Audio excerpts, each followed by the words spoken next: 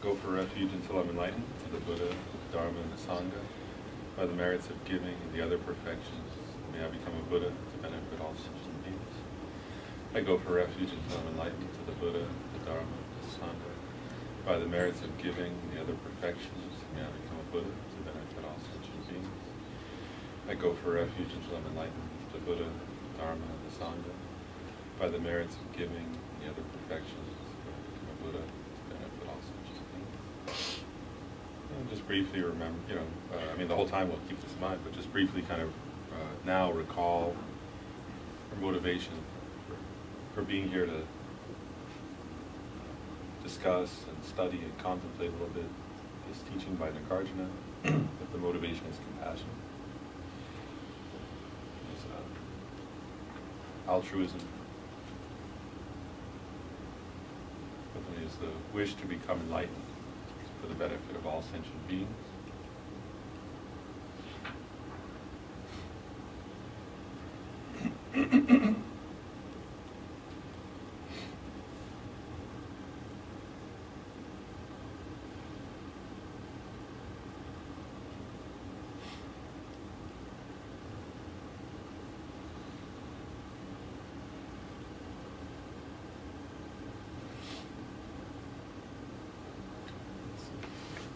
So this is one of two classes, right, in this series, just preparing for Khensa Rinpoche's upcoming visit, where he'll continue to teach on this text. And it was just, Rinpoche said he didn't feel like if we didn't do some kind of preparatory class, he didn't feel comfortable continuing to teach it because he said it's difficult topic. So he said that he would agree to teach it if we did this. And also make a comment on that, like in that sense, also Khensa Rinpoche is following actually the tradition, really, because this text by Nagarjuna, if one understands it correctly, it's one of the it covers the key subject for becoming enlightened. But Nagarjuna himself said he actually not in this text, in another text, Nagarjuna gives an analogy of grabbing a snake. And he says, if there's a snake in your house and you grab it in just the right place, you can take it outside. Of course, if you grab it in the wrong place, you'll get bitten. And he says, of the teachings on emptiness, he says it's a bit like that. So if you, on the one hand, the teachings on emptiness are the only way, from Nagarjuna's tradition's perspective, understanding emptiness is the only way to achieve liberation from samsara. But actually, there's another saying Nagarjuna has where he says emptiness is the cure for samsara. And then he says, but then somebody who holds strongly to a wrong understanding of emptiness makes themselves incurable. Right? So, because in other words, if every time you hear about the cure, you immediately say that means this, which is not what it means, then of course even the Buddhas can't help at that point, because all they can do is explain the meaning, right? Emptiness. That doesn't mean that, like, in other words, as long as the teachings say that as long as we're open-minded, we all have misunderstandings of emptiness, but as long as we're open-minded and don't strongly grasp to some incorrect understanding, that's important. So actually, I wanted to start by looking just at the first verse. We're not going to cover every verse, obviously, in just two classes. Khensa Rinpoche is covering every verse, but I want to give context more for understanding. So this first verse, right, where and actually, maybe I'll pause first. Like, so most people, maybe I should just say about Nagarjuna very briefly before we get to the first verse. Just to give again, because we're giving context. Right? So, actually, from Mahayana Buddhism's perspective, think about really, you couldn't say that other than the Buddha himself. You really can't say there's somebody more important in terms of the tradition coming from India of Mahayana Buddhism than Nagarjuna. And Khensa Rinpoche often points out when he teaches about it that there are many sutras actually where the Buddha himself predicted Nagarjuna, right? Where he said in the future someone named Naga will go to the land of the Nagas, bring back these sutras, the Perfection of Wisdom sutras in the future. And then he makes all these predictions. In the future, somebody named that with that name will achieve high realizations of different bhumis, right, of the bodhisattva levels, and will correctly explain the meaning of my teaching. And Nagarjuna is known as one of the two great charioteers, right, of Buddhism in India. One being Nagarjuna, who opened, charioteer means like he opened the way, or something called way opener, right? He opened the way of the middle way, right? That school of thought. He revealed the perfection of wisdom sutras, and then he taught all these texts right on the middle way that opened that. After him, the second charioteer was the Sangha, who opened the way of the mind-only school. Who kind of doesn't. I mean, the Buddha had explained those schools, but who kind of wrote texts that made them more understandable, and really kind of began that school of thinking and of practice in a kind of systematic way. But okay, so I just wanted to say that. But now this first verse, right? There is something which, as long as left unknown, results in the three planes of vicious circle. Beyond all doubt, it dwells in every being. To the Dharmadhatu I devoutly bow. So that relates back to the title, right? In praise of Dharmadhatu. So the question I want to start with is, so that first verse is showing the subject matter of this whole text, right? So what does that mean? So the subject matter is something that, without any doubt, dwells in every being, and he's calling it here Dharmadhatu. And so,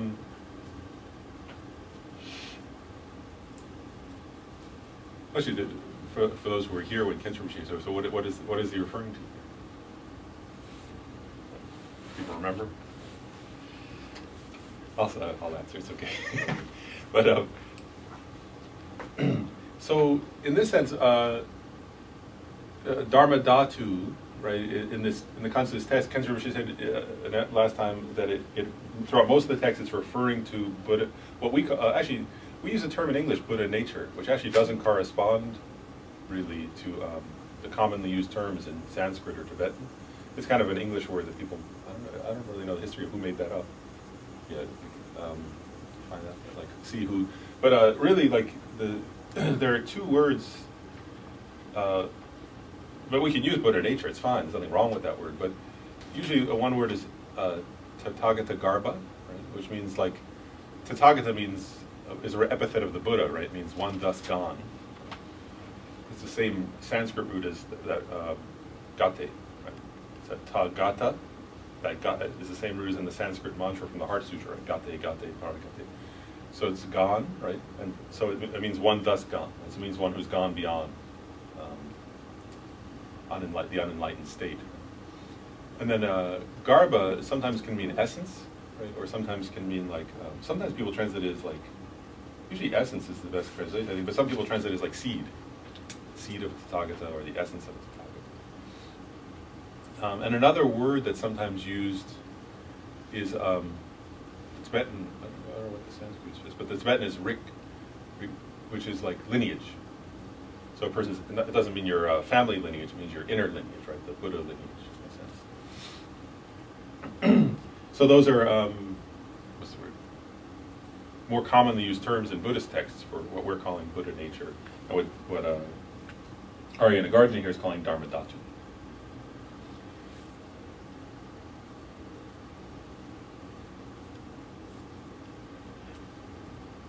And so I thought, let's talk a little bit. So what is this Tathagata Garbha or Dharmadhatu or Buddha nature? Right? That's the main subject we have to talk about. And so I want to explain a few things. These were things when I thought about what are the actually I was looking at a commentary on this by Gyaltsab Je, who was one of Lama Tsongkhapa's two closest disciples, right, on the subject of Buddha nature or Tathagata Garbha, and he points out that. Throughout Buddhist history, there were misunderstandings of that concept. And so again, I was thinking, oh, so this must be what Kenshin Rinpoche is talking about, right? In other words, if great Buddhist teachers in the past have misunderstood it, then it's easy for us to misunderstand it. And so we don't want to misunderstand. And Kenshin Rinpoche, doesn't want to teach in a way that will misunderstand it. So, so one thing is, like, when it says, one misunderstanding that people sometimes have is when it says, it dwells in every being, the Dharmadhatu. One misunderstanding people sometimes have, and you'll actually read this, and it's not it's a misunderstanding of the Buddha's intention, let's say, right? Is people read something like, it dwells in every being, and they say, the Dharmadhatu, and they say, oh, then I'm already a Buddha. And actually you can hear people who sometimes if you read books, or people will say that, like Western people, but Westerners are not unique. People have said this in Tibet. So people kind of interpret the Buddha nature, right, as saying, oh, so I'm already a Buddha. And then they say, maybe either they say I'm already a Buddha and I should just listen to that Buddha, or they say I'm already a Buddha and there's just something obscuring it, but I can, if I listen really closely, then I'll hear the Buddha inside me. And one thing Gyaltsab points out is he says, the term Buddha, right, the very idea of a Buddha is an omniscient being, right? Is somebody who knows everything. And then he says, so if you say, I'm already an omniscient being, but I don't know it, that's self-contradictory. The Gyaltsab says, that if you say that you don't know the meaning of the word Buddha, right? And he says, so it's just a wrong understanding. And another text says, sometimes Buddhist teachers will say that, oh, there's a Buddha, for people who are very discouraged. So it's not that it's not like it's an evil idea or something. It can be helpful to people at certain moments, right? If somebody's like very discouraged and feels, oh, I can never do anything, then there can be like a skillful means of saying to somebody, oh, you have a Buddha within you or something, don't give up. And maybe that helps the person, but that's not, so that it's like what's the word? It can sometimes be like a phrase somebody might use to encourage somebody who's needing encouragement, but it's not the actual intention of that. It's not the meaning, it's not the real meaning of this term. Does that make sense? So it's not the literal meaning. Sometimes they differentiate. Maybe I'll say this because I think this is related to this text. They're actually, just in terms of Buddhist, like in Lama Tsongkhapa wrote a text, right, called the Essence of True Eloquence, which is about discriminating between the definitive and the non-definitive, or the interpretable teachings of the Buddha. And he actually creates a rubric, and I just want to mention this briefly. So there are literal and non-literal teachings, like something you can take literally and something you shouldn't take literally. And also there are definitive and non-definitive teachings, and those are different. And I can easily explain why. It may sound confusing, but it's related to this. So one is, a literal teaching is something like where we're not yet talking about the ultimate meaning, like emptiness, but just even on a conventional level, the words refer to what they seem to refer to. Right? So if I say, for example, all compounded things are impermanent, that's a quote from the Buddha, that's literally true. Right? Anything that's made up of parts is impermanent. If I say another doctrine of the Buddha, right, all contaminated phenomena are in the nature of suffering, that's literally true, from the Buddha's perspective. But then there are non-literal teachings where the Buddha said something just to benefit a particular student at that time, right? So if the Buddha were to say, you have a Buddha hidden within you, right now, that's not literally true, but the Buddha said it for a reason, to encourage that person. There are other teachings like that where the Buddha said, I give an example, like the Buddha, there's a teaching where the Buddha said, kill the Buddha. Obviously the Buddha didn't mean that. That's one of the five, that would include one of the 5 heinous crimes, of heinous misdeeds that leads to rebirth in hell. And they say what the Buddha's intention was he was saying, don't grasp at a truly existent Buddha, kill your concept of that, right, by understanding emptiness. So those are teachings you can't take literally, right? The Buddha had an intention for a particular student at that moment that helped that student, but you have to understand the underlying intention. Does that make sense? That's different from another way of dividing the Buddha's teachings, which are definitive and non-definitive. The definitive teachings of the Buddha are like the Heart Sutras, say no eye, no ear, no nose, no tongue, no body, no mind, like that. The teachings that teach Nagarjuna's he teach emptiness in the way Nagarjuna explained it. So in that sense, if the Buddha said all compounded phenomena are impermanent, that's literally true, but it's not the ultimate teaching of the Buddha, right? It's not teaching the ultimate truth of those things, which is that they're empty of inherent existence. You see the difference there? So some if you take them literally on a conventional level, they're accurate, but they're not teaching the ultimate meaning. So the ultimate teachings of the Buddha, or the definitive ones, are the ones that teach emptiness. Does that make sense? So you see how those are different, right? Because something could be literally true, in the sense of like, samsara is in the nature of suffering. That's true, but it's not the ultimate intention of the Buddha, which is that samsara is empty of inherent existence. That's the ultimate truth of samsara. So you see the difference there? Okay, so now going back to the text. So what this does not mean, right, so a misunderstanding would be to say, therefore I'm a Buddha. That's not the definitive meaning of this. And Nagarjuna is actually quite clear on that point. Nagarjuna is not somebody who, he actually, in general, he really he emphasizes both literal and definitive teachings of the Buddha. He's not messing around. So what dwells in all beings is the Buddha, the Tathagata Garbha, right? This essence of one thus gone, or the lineage, right, of the Buddha. And so I want to say, so this idea of Buddha nature, right? It's okay, I'll just use that term. I think it's easier in English. But so I wanted to say, I want to go over like what Khenpo Rinpoche explained about that, because that's going to be coming up over and over and over throughout the text. And so there's one way of talking about this is to say that there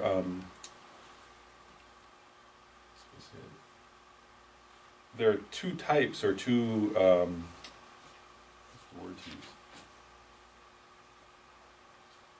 You could say it has two meanings or something like that, or there are two levels of meaning. That's maybe I was trying to find the right way for it. That there are two levels of meaning, or two things that Buddha nature refers to. Let's call it that term. Because actually, right, for a thing to exist, there has to be a phrase, right? There has to be something, there has to be a base and a label, right? So the label is put in Tathagata Garbha, Buddha nature, but then there has to be some base, right, that it's referring to. So the one meaning, right, of Buddha nature, and is definitive, right? So it's an emptiness, and it's the emptiness of your own mind. Now, again, we don't want to misunderstand. That doesn't mean make my mind empty and then I have Buddha nature. So just like space out. That means all the time, right? Your mind is empty of inherent existence, which we'll explain more in a little while, or true existence, or self-nature. They're different terms. But so one meaning of Buddha nature is the ultimate nature of your mind, which is its emptiness. Okay? And that's specific, though. It's not just any emptiness, right? In this sense, this is the emptiness of the mind itself. Right? That's one definition of Buddha nature. And then the other aspect, you could say, of Buddha nature is in the sutras, right? In the Sutrayana tradition, we were following the middle way school here, Nagarjuna, right? So in the Sutrayana tradition, you could say it's the mind's conventional nature, which is its in one way you could say it's the mind's clarity, which is not its ultimate nature. Right? It's its conventional nature. It's the mind's clear and knowing. And one reason why that's called Buddha nature is that because the mind is clear and knowing, good qualities can be developed, and that nature of the mind becomes the causal factor, because nothing arises without causes and conditions, right? In Buddhism, one of the primary doctrines is dependent origination. Right? So nothing arises causelessly. So that nature of the mind is the cause for the Buddha's form bodies. So for the Buddha's, there are different bodies of the Buddha, right?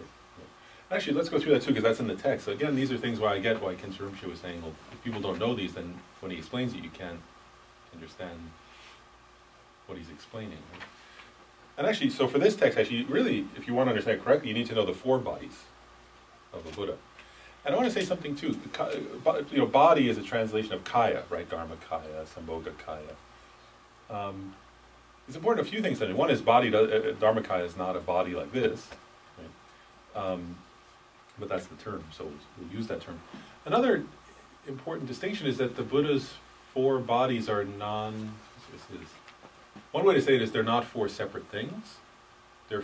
Actually, from a Buddhist technical definition, technically, if you're going to use Buddhist philosophy, you would say, there's a term that Jeffrey Hawkins says this, they're one entity, but different isolates.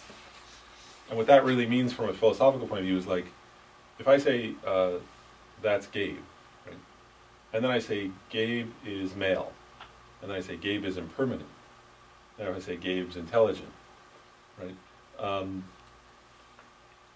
Gabe's maleness or his impermanence or his intelligence are not separate entities from Gabe, right? They're all one entity, but conceptually I can isolate different, right? When I say different isolates, that just means I can conceptually isolate different qualities, right? So one moment I can think, you know, Gabe's a smart guy, right? Then later I can say, oh, Gabe has brown or black hair, right?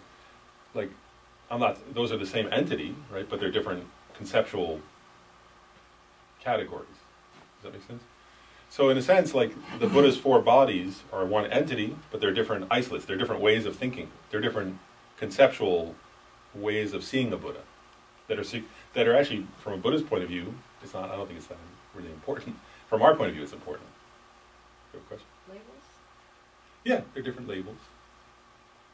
And I would say this though, they're different labels that correctly label different aspects of Buddha. That's the difference. So it's not just a label; they're also labeling different aspects of Buddha.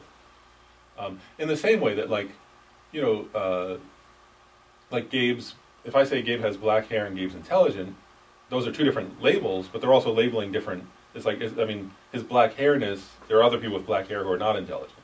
Let's say, right? And there are other people who are intelligent who don't have black hair. So they're different labels, but they're also different. They're labeling different aspects, right? Or qualities. Or qualities, yeah. So those four bodies, because again, you have to know those to understand the text well. I'll start with in a way, the easiest one. I'll start in that direction. So the easiest one probably to understand is the Nirmanakaya, right? Which usually is translated like the emanation body. So a Nirmanakaya, or an emanation body, is the body, is actually what most people refer to when they say Buddha, right? So most people when they say Buddha, they say, oh, if there is in common discussion, if somebody says Buddha, they're referring to a physical person who existed 2,600 years ago in northern India, right? Which, from a Mahayana point of view, say that's the emanation body. It's the physical form that's perceivable by ordinary beings. So Manakaya, or emanation body, right, is a form body of a Buddha, right, that manifests for ordinary beings that ordinary beings can interact with, and it's to benefit. And the purpose of that kind of body is to benefit ordinary beings.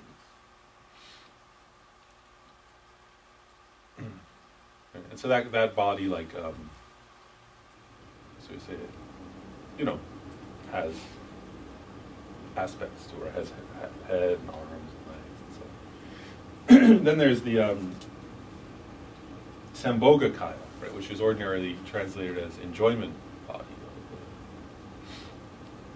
That's also a body with a form, like head and arms and so on.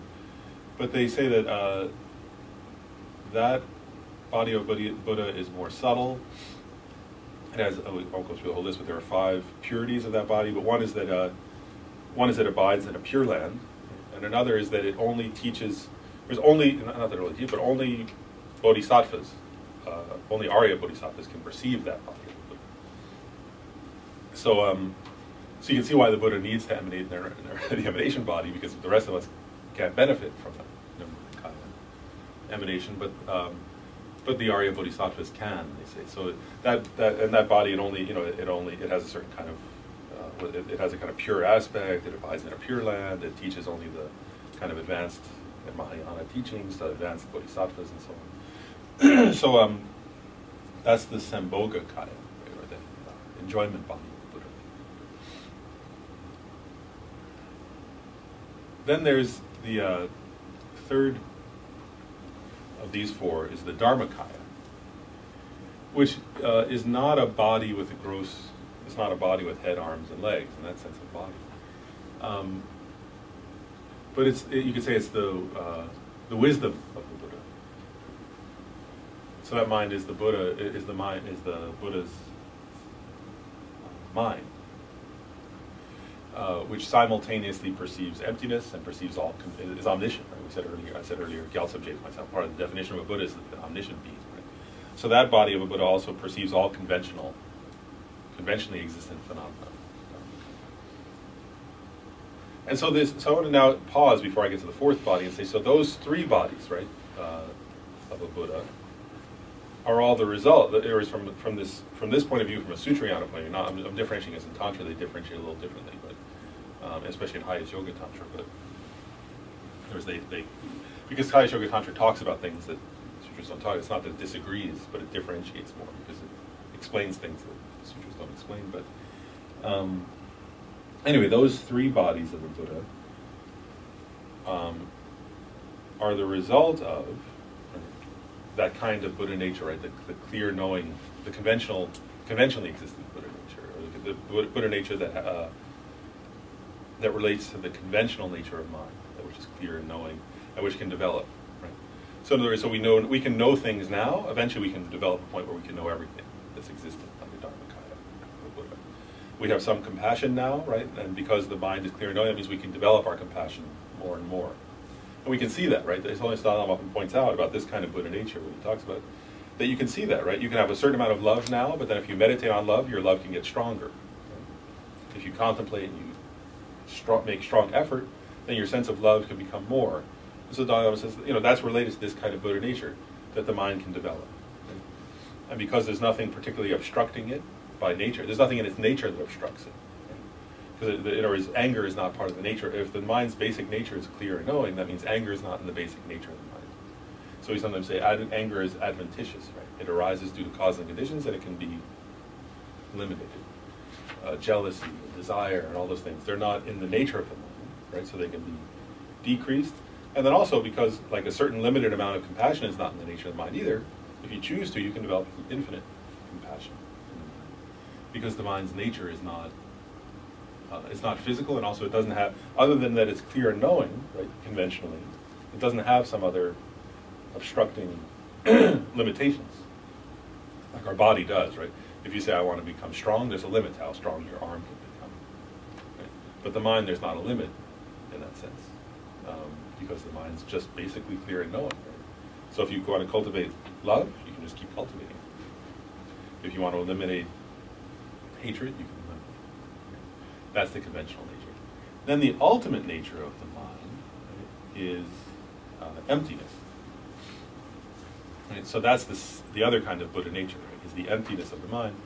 And they say that becomes the fourth kind of body of a Buddha, which is, they sometimes call it the Svabhavakaya, which they usually translate nature body.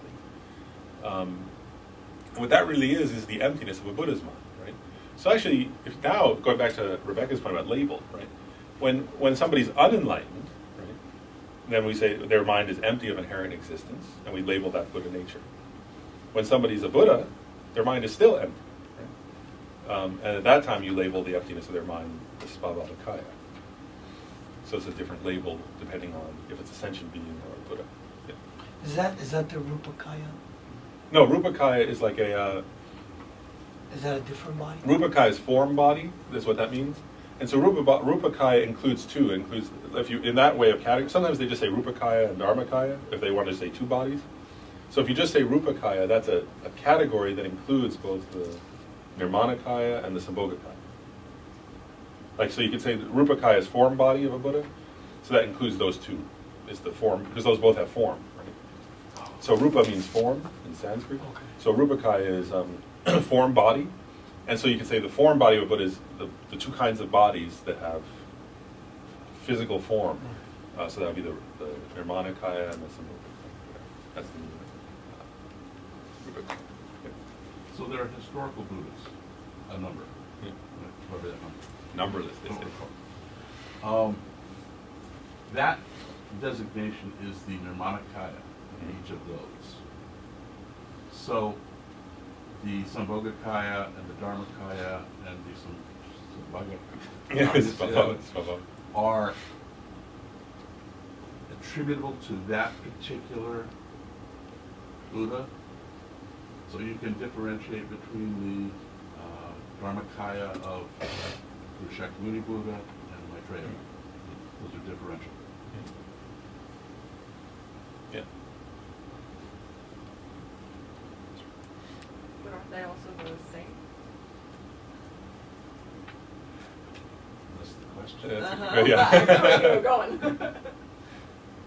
Are they the same? Like, I guess what you say is that, like, so you say this. Well, one is I don't know. I haven't seen it. I think that, to me, I mean, there are different. I've heard different ideas about that. Like, to me, personally, the most. Let's say, like the Dharmakaya, right? The omniscient mind of a Buddha. Like for me personally, when I contemplate about that, and from my study, like, I think, like to say that there are like, I was going to say this, like. I mean, if the Dharmakaya ultimately, right, is the mind, I mean, if we're referring to the mind, for example, a mind understanding emptiness,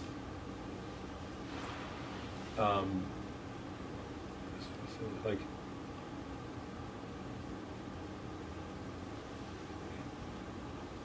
I guess my own view on that is that there's a significance in differentiating those, like, let's say Shakyamuni Buddha from Dipankara Buddha, from the perspective of disciples.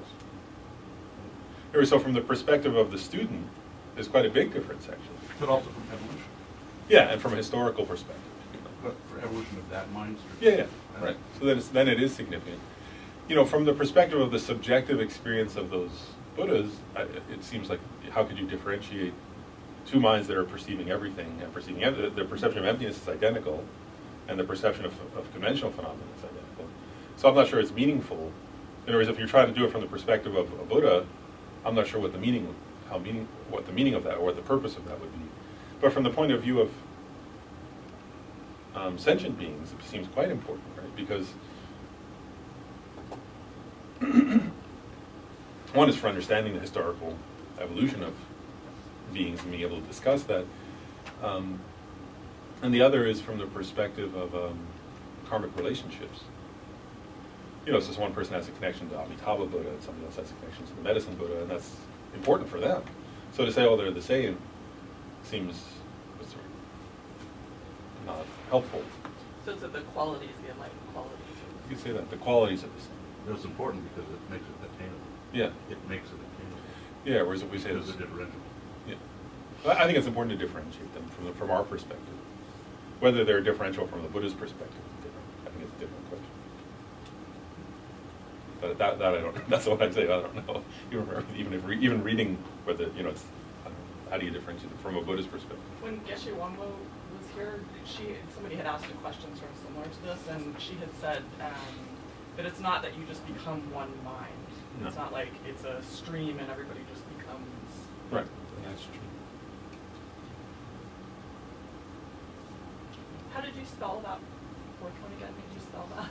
There are two different ways, like that I've seen it written in, like when it's translated, but usually it starts SV, SVA, B, always, usually BH, I think, but sometimes they leave out the H again because it's English, right?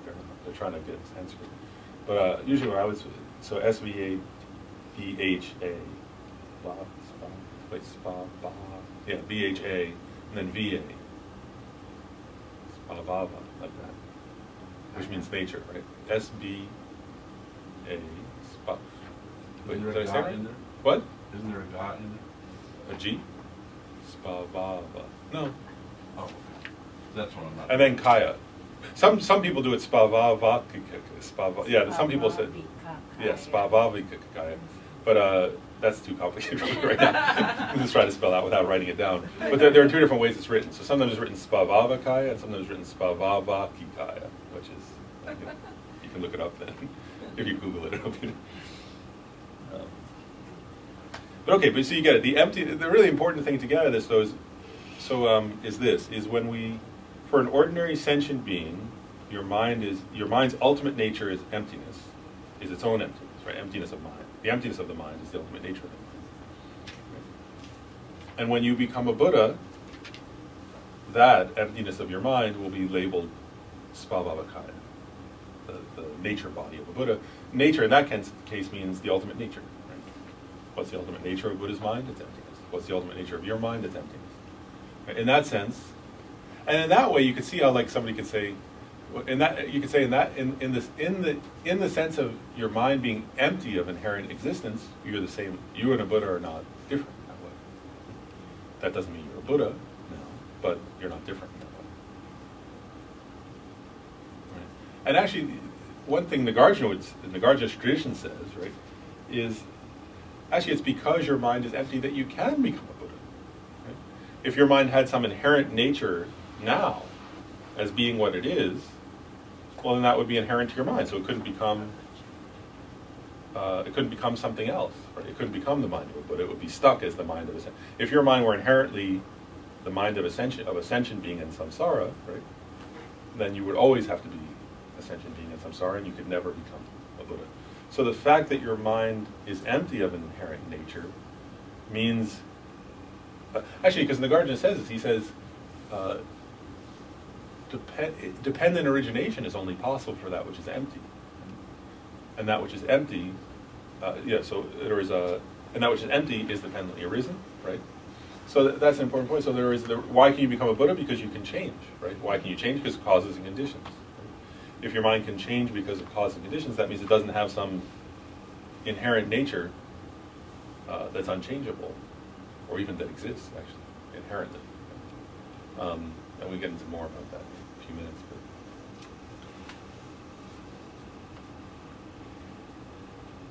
And so actually going back to your question, one way of saying it is that the emptiness of the mind, right, the Buddha nature, that Buddha nature, is the cause of the Buddha's. Sometimes they lump into two. That what you were asking about Rupakaya, that's why they sometimes lump those four bodies into two. So if you lump them into two, Rupakaya refers to Nirmanakaya and Sambhogakaya, and then they just say Dharmakaya, which refers to actually to Dharmakaya and Svabhavakaya. They sort of lump them together, just as another way of categorizing. But it's not; those are they're not different. Those two teachings aren't different from each other. It's just different. If you want to simplify it more, then you can put those together. Then Khenchen Rinpoche was bringing up something else in the teaching. Since we're on this topic now, I wanted to explain this too, because again, I thought it was something people could misunderstand. Is a few times during the teaching last time, and I'm sure it'll probably come up again. Khenchen Rinpoche, people ask questions, and also Khenchen Rinpoche talked about Mahamudra. And I thought that was maybe confusing to people. That's not a term that Nagarjuna uses here. He uses that in other contexts, but not here. And so, Mahamudra, right? Like, so, because Mahamudra is getting at the same subject matter. So I think that's why Khenchen Rinpoche brought it up. It's about the same topic, although it's a different term and it's a different approach to that topic. And so to summarize what Rinpoche was talking about there, I thought to say this, like,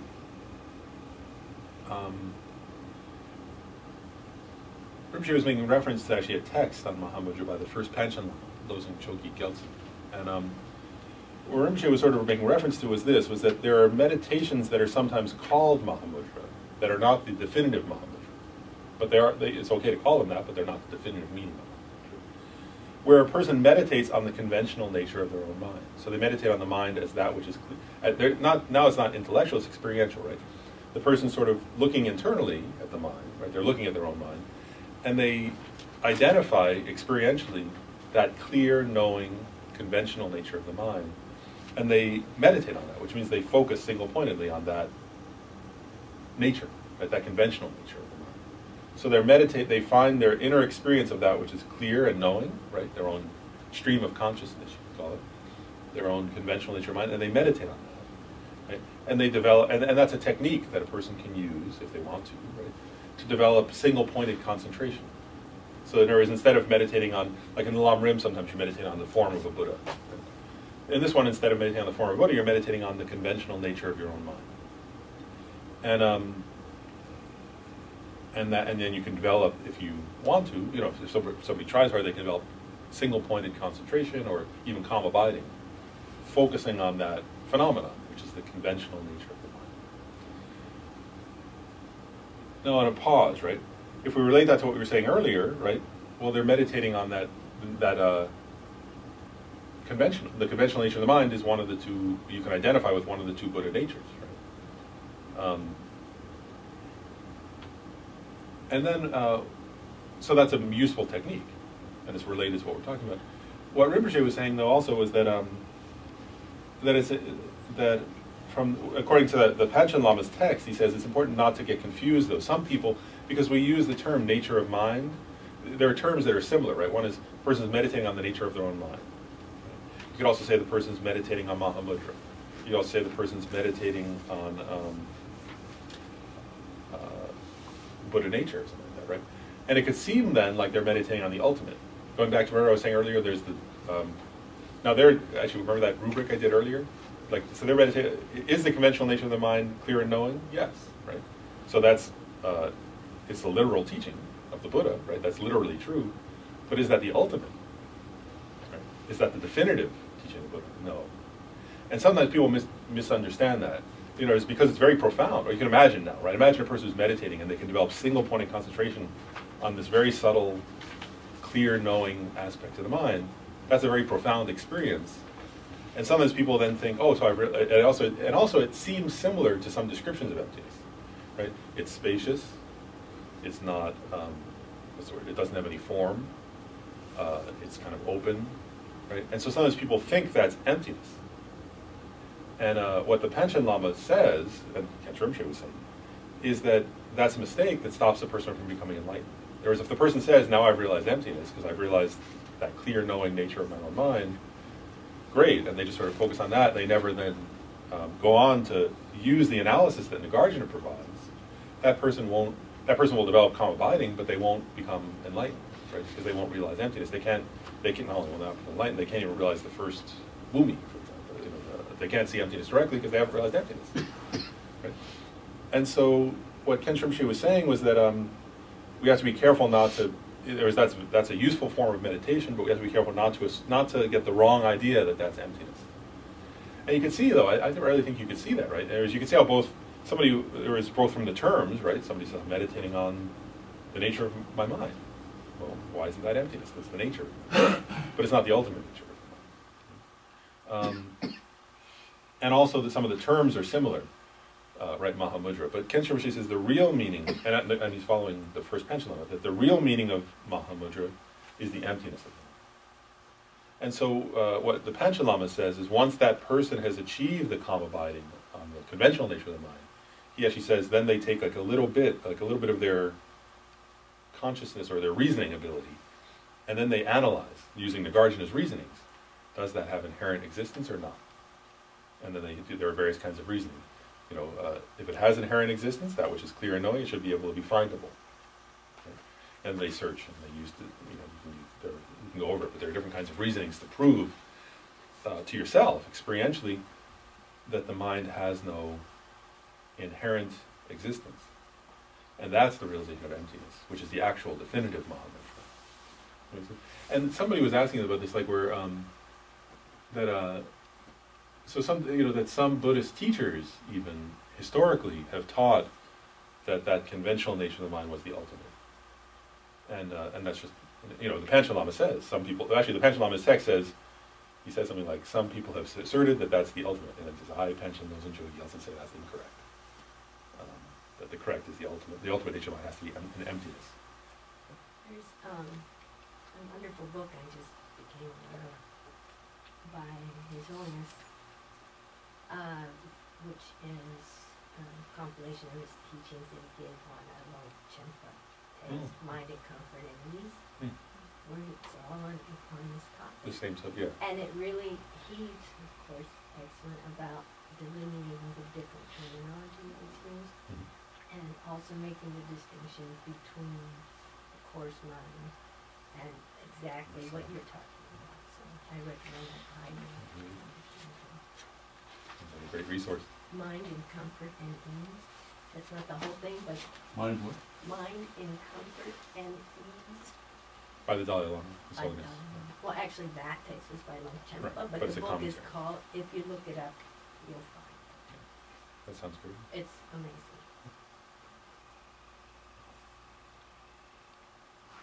Okay, well, so you get that idea. I just wanted to, because when Rinpoche brings up this idea of Mahamudra, Rinpoche was bringing it up in this context of showing how, you can see how it's very related though, right? It's meditation on the conventional nature of mind and then on the ultimate nature of mind. So it's very related to what we're talking about. But that ultimately you have to realize emptiness. Now I want to go through, yeah, good, okay. Now,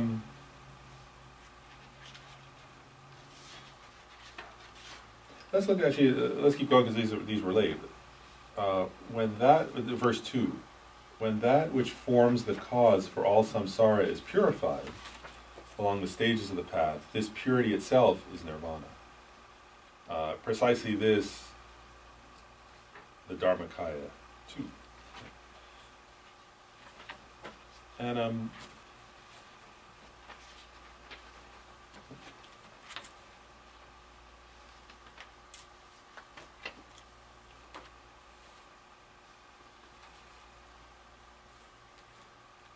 so part of the point here, right, is that one thing Nagarjuna is getting at here is that the which I think is important really, is that the practice of Dharma is in the mind, right? So what he's saying here is that which forms the cause for all samsara, and that which, when purified, he's talking about the mind, right? That the mind, your mind when it's impure, which means it has mental afflictions, right? Anger, jealousy, desire, pride, and so on, right?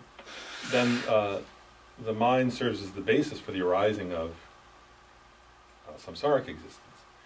And in particular, right, if you look at the 12 links of, really you can take this as the 12 links of dependent origination, as what Nagarjuna comes to, in a sense, right? That as long as there's ignorance, right, the first link, then you're going to form karma, right? Because as long as there's ignorance, you give rise to the afflicted states of mind. As long as you give rise to afflicted states of mind, you have no choice but to give rise to karma. It's not like you can wish not to, right?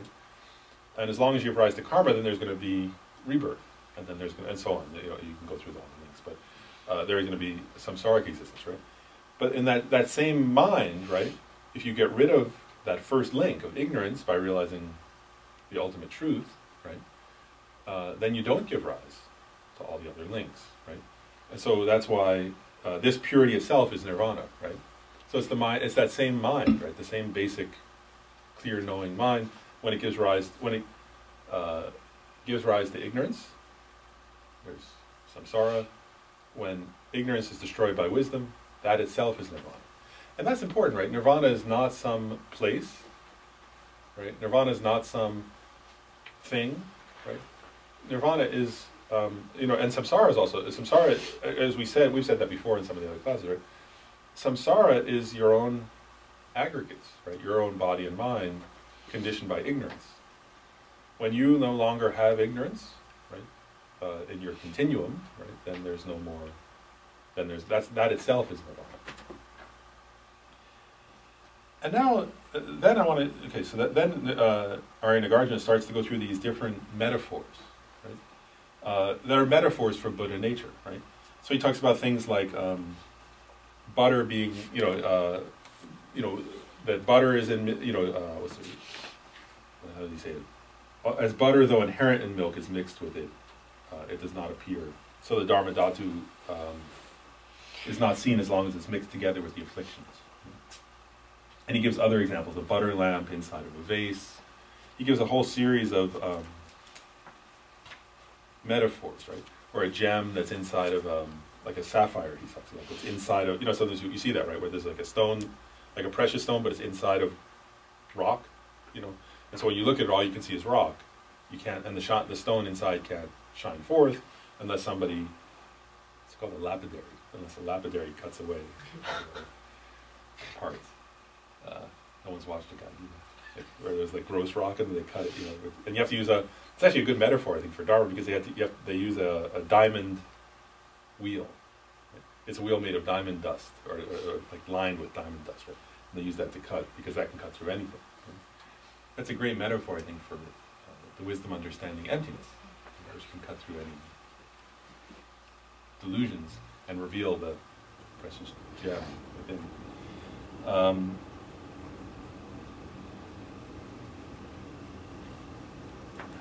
And so, I have a question for you guys that I think is worth thinking about together a little bit, which is this: so if your mind, right, is angry, So how does it have Buddha nature? What does it mean? Like if I say I'm angry right now, does a person who's angry right now have Buddha nature? Jeff says yes. So why does a person who's angry have Buddha nature? So the potential is there. So actually you could say it on two different ways, right? One is conventionally, right? Let's look at the two, because there are two types of Buddha nature I was saying, right? So one is conventionally, right? Conventionally, the mind is still clear and knowing by its nature, right? And the fact that the mind is clear and knowing is what means anger can arise in it, right? Anger isn't always there, right? But anger can arise because the mind is not, like, because let's say earlier I was feeling attachment, right? Which is usually true if I get angry. So I was feeling attachment, right? But then because the mind is clear means not obstructed, right? And knowing means it knows, like in other words, its nature is aware. Right? So because the mind is unobstructed and is aware, right? Earlier I was desirous, then somebody did something I didn't desire, and then I became angry, right? Due to causes and conditions, right? Different states arise, but none of them are in the nature of the mind. Right? And that, as you were saying, like that, in one sense, just conventionally, that shows, well, of course, then the mind has Buddha nature, right? Because, whereas if anger arose due to causes and conditions, including a desire, well, if I work on decreasing my desire, I can work on decreasing my anger. I can change my mind. I can develop patience, which is one of the 6 perfections. I can, right? So that implies that kind of Buddha nature, right? That the mind has a workable quality, and we can increase our good qualities and decrease our bad. And then also the second kind of Buddha nature, which actually Nagarjuna goes into detail about this, right? That, so we say it, that while the mind is angry, it's still empty of inherent existence. So those are there are two different ways of saying that while you're angry, you have Buddha nature. One is the mind's still clear and knowing. The other is it's empty of inherent. And those are different. I'm just bringing it up because I think, again, people sometimes confuse those as if they're one thing, but they're two different qualities of the mind.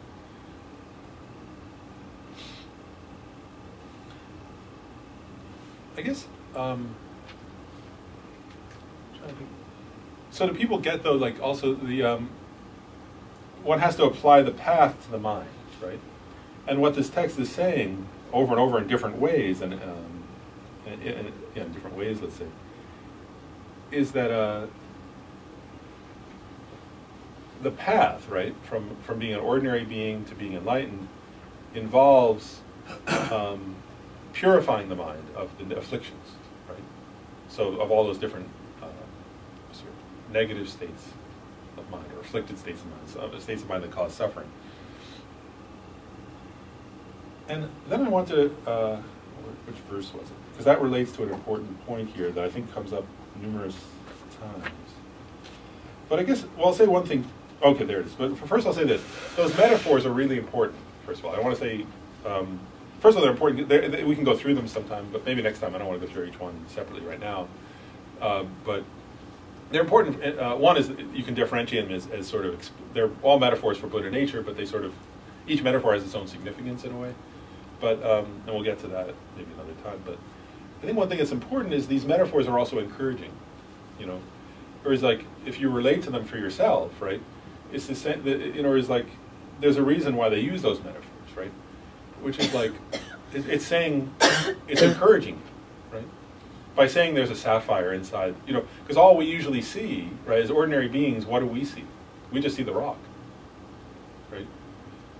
And so it's encouraging to say, Nagarjuna, who's seen emptiness directly, right, and who's an Arya Bodhisattva, is saying to you, and the Buddha, right, because he's quoting the Buddha, and paraphrasing the Buddha here, rather, are saying to you, you can't see it yet, but inside you is something is a precious potential. Right? So practice, you know, like he's encouraging us by these metaphors. Does that make sense? And there's another analogy that's given that talks about like if there's a lamp, right, and it's inside a vase, so it's completely covered, right? Nagarjuna gives this example. And he says, then you don't see any light at all, right? I think just if we pause for a moment, that's us, right? He's just, actually, like, according to the commentary also, that is us. Right? So an ordinary person, right, has this lamp, the Buddha potential, right, within them, but it's so covered by the afflictive emotions, right? That's what the the thing that's covering it, right? It's so covered that you don't see even a bit of light, right? And so it's easy to lose hope, right? And so in this text, Nagarjuna is saying, it's in there, in you, and, in other words, it's inside you, so don't give up. Keep practicing. And then he says, he gives this metaphor, right, that for ordinary beings, it's like that light is completely covered. Then he says, then for some practitioners, it's like there are somebody's poked holes in it so that you can see light coming out in different directions. Then he says, and then for others, there's no cover at all. And Khenchen Rinpoche gave commentary on that. He said, and this again, I wanted to give context, right, because I think people may not know, right. So by ordinary beings, right, he says ordinary beings is completely covered. And Khenchen Rinpoche says, so ordinary beings, right, actually, whenever Nagarjuna talks about, I was recently in New York, and he used all these metaphors for ordinary beings, when Khenchen Rinpoche was using 60 stanzas on reasoning. He says, ordinary beings, the synonym is childish ones. And then I was like, oh, that's me, okay, good. Now I know, it is us. Because childish being is anyone who's not on the Arya Bodhisattva level. Right? So anybody who hasn't achieved the path of seeing, and who hasn't realized emptiness directly, is a childish one. Then, and I'm going to explain what that means in a minute. Then he says, then those with holes in it are from the first bhumi up to the end of the seventh bhumi. And then those with no covering at all, those with no afflictive emotions, are the eighth bhumi bodhisattvas and above. Khenchen Rinpoche explained that, and I thought, oh, probably people don't know what Rinpoche is talking about necessarily. I mean, if people don't know, so it's okay, I go over that briefly. Is that useful? What does that mean, the first bhumi? I'm not going to go into every detail, but just so people have a context for that, right? So on the bodhisattva path, right, which means the path of the Mahayana path, right? Well, actually, both schools have 5 paths, but only the Mahayana has the 10 bhumis. Talks about that. So there are 5 paths and 10 grounds. And I just want to give context again because it comes up in this text. Right? So the 5 paths, right, begin with the path of accumulation. And in Mahayana practice, right, you begin the path of accumulation when you realize bodhicitta. So until you've realized, and what does it mean to realize bodhicitta? Lama Tsongkhapa says in his 3 principal acts of the path, right, that it means that it doesn't mean you've just become familiar with bodhicitta. It means that it's that yearning for full enlightenment for the welfare of all sentient beings is there as your baseline state, right? You wake up, that's there. You go to bed, that's there. As you're walking around, that's there.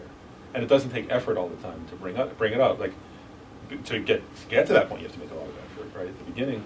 But if you make enough effort, because the mind its nature is clear and knowing, right, that means eventually it can become habituated to that, right? And if you become habituated enough, then there comes a point where your ordinary state is always bodhicitta, right? So when a person realizes bodhicitta in that way, right, that morning to night, even in their dreams, that wish for enlightenment is there, right? Then they've entered the first of the 5 paths, the path of accumulation. So that's still a childish one. Right? That's still an ordinary person who's completely covered. Their Buddha nature is still completely covered.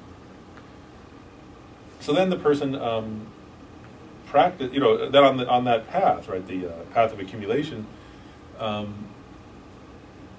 the person has to study emptiness. Right? So that's where one starts to get some intellectual, with bodhicitta motivation, one starts to have an intellectual interest in emptiness. One studies about it. One tries to develop meditation and other good qualities, right? Then there's the path of preparation, which is the second of the 5 paths. And the person achieves the path of preparation. So the person's long since realized bodhicitta at that point, right? But then the person develops calm abiding, right? Which is that state of mind where the person can focus on one object, completely absorbed, right? With bliss and pliancy. Right? So the person has these qualities of being able to have single-pointed calm abiding, so they can enter the, call it jhanas, right? The form and formless realm meditations. And at that point, the person isn't yet on the path of preparation. But then when the person unifies that with special insight into emptiness, so they unify their calm abiding with an intellectual correct intellectual understanding of emptiness, then they've entered the path of preparation. So that person's still totally covered. so we have a ways to go. And then and now this is important, right? So the person at this point, so how do we progress, right? First we have to develop meditation, of course, but in terms of understanding emptiness, first we have to listen, right? Along these two paths, these first two paths, which is what we're doing when we study this text, right? You read, you listen to talks, you read commentaries, you know, that's listening, right? There's no way to become an Arya Bodhisattva, somebody who's seen emptiness directly, without listening and studying. So the first step is that person studies, right? Then while studying, that's not after because you continue studying, but while studying, you begin contemplating, right? So the first wisdom is the wisdom of listening, which is a valid kind of wisdom, actually. Then there's the wisdom that arises from contemplation, where you start analyzing what you've studied, and you start saying, does that make sense to me? In what way is that true? In what way is that not true? You know, and you analyze it based on your own. Now it's not relying on somebody else's power of mind. You're relying on your own power of mind, right? So you go and you sit down and you start saying, okay, my Lama said, or in the book, Nagarjuna said, that things lack inherent nature. What does that mean? What is inherent nature? I don't know what Nagarjuna is talking about. What's the difference between inherent nature and conventional nature? What does that mean? And in what way is it empty? And what's empty of what? And how do I find what in my experience is it empty of? What's he talking? You know, you have to keep checking, right? And through your own experience, you contemplate, right, until you gain a correct, reasoned understanding of emptiness. Does that make sense? It's a conceptual understanding, right? Which is actually a huge realization. That's a correct realization of emptiness at that point. Like, so, you know, it's not a direct realization, but it's a correct realization, but not a direct. Does that make sense? Because you have it's an intellectual insight. Khenzo Rinpoche said that's a hugely transformative moment for a practitioner, right? The moment they correctly sort of gain an inferential or reasoned realization of emptiness is huge. It changes the person's whole way of living, but they're still not realizing it directly because they understand emptiness at that point correctly, but it's via a conceptual image. Does that make sense? So they have like a correct image of it, and sometimes they give the analogy, if you've never been to New York, right? I'm just picking a city, could be any city, right? The analogy would be this: at first somebody just says the words New York, you don't know what they're talking about, right? And then, like, if they tell you about it, right, and then you get interested, oh, I want to go to New York. And you start going online, right? You look at the pictures, you look at, you say, I want to visit this site, and I want to go to that museum, and I want to go, and like you start to look at the subway maps, and at a certain point you can develop a correct idea of New York, right? You can say, okay, this neighborhood's here, and that neighborhood's there, and I want to go here, and I'll stay at this hotel. At that point, you have a correct mental image of, but you haven't been there yet, right? That's like that. Does that make sense? When you have this, so it's different. You can see the analogy, right? When first somebody says, "Oh, New York's a cool place to visit," well, you've listened a little bit, right? Then you keep listening and thinking about it until you gain a correct conceptual image, right? But then there's different thing. That's different from going to the place. Okay, so you have, the only way to get there though is you have to study, then you have to contemplate, right? And then there comes a point where, along the path of preparation that I was talking about, right? So the person is meditating single-pointedly on their correct conceptual image of emptiness. Right? And they're getting closer and closer to that process of going there directly. Does that make sense? The only way to go there directly is by meditating on a correct conceptual understanding. To gain that correct conceptual understanding, you have to use reasoning. Right? That's why Nagarjuna wrote texts like the 60 verses of reasoning, the 70 verses of reasoning, the Mula Majjhimaka Karika, which is filled with reasonings, right? Is because that's the only way to get there. There's no other way to get to emptiness other than reasoning. And not the correct understanding of emptiness. Nagarjuna makes that very clear. Anyway, and then there comes a point, right? On the path, there are 4 levels of the path of preparation the person goes through. But anyway, then at the very end of the path of preparation, the person enters meditation. That's still conceptual, right? And then they directly perceive emptiness. And that's the first. At that point, they achieve the third path, which is the path of seeing. It's called seeing because you're seeing emptiness. And that's, once they've seen emptiness, that's the achievement of the first. They achieve the first of the 10 bodhisattva levels. So the first bhumi. So it's called, bhumi just means level in Sanskrit, or ground. Bodhisattva ground, or bodhisattva level. And there are a few important things, because this relates to what Nagarjuna is talking about here. At that point, they say that's the main differentiating point between ordinary beings and they call Aryas. An Arya means a noble one, right? So Arya means noble in Sanskrit. That's the point where somebody becomes an Arya. because they're noble, because they've seen emptiness. And that understanding of emptiness, because again it's going to relate to things in this text, is non-conceptual, it's direct, right? So there are no conceptual minds present at that moment. It's a direct seeing, right? And they say also that what's the way that Lama said? They say that there's no subjective experience of subject and object. So it's like water poured into water. That's the traditional description of the experience. That up to that point, when the person's meditating on emptiness, there's some subtle sense of a consciousness that's meditating on an object, emptiness.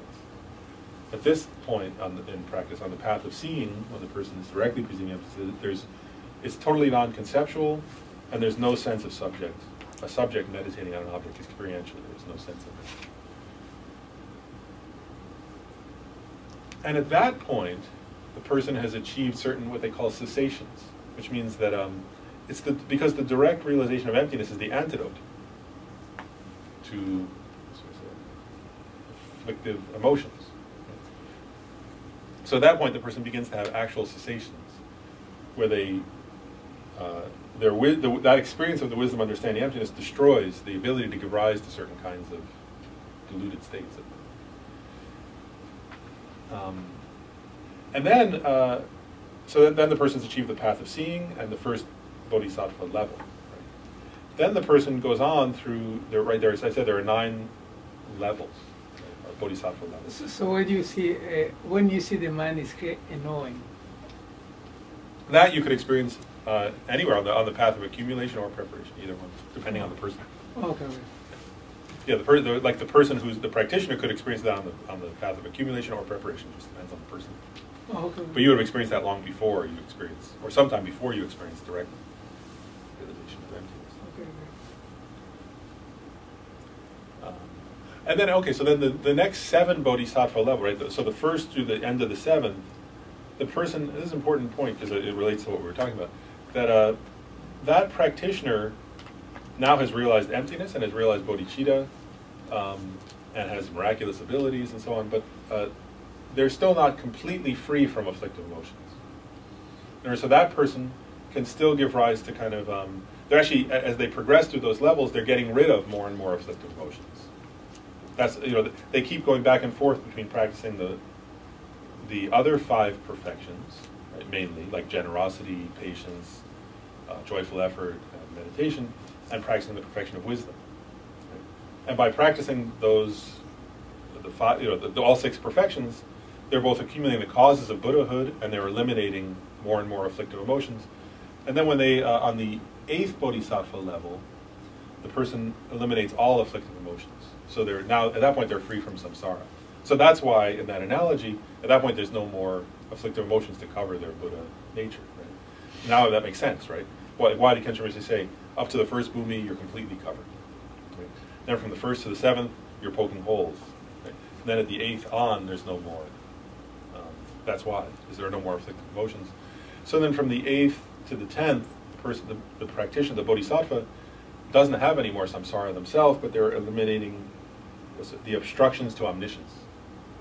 Does that make sense? So, whereas at that point, the person has gotten rid of all their own afflictive emotions, so they've achieved their own purpose, actually. They no longer have any suffering. But in order to benefit others perfectly, they have to eliminate the obstructions to omniscience, and that's what they're doing on the up through the 10th, and then they achieve Buddhahood, when they've eliminated all the obstructions to omniscience. Okay, so does that make sense? I mean, I just wanted, because sometimes Kenshin Rinpoche refers to those things as he's teaching this, and again, if people don't know that, then it just is confusing, I assume. So is that, any questions? And then a few, okay, so for today, a few more things. One is I wanted to go to verse 26.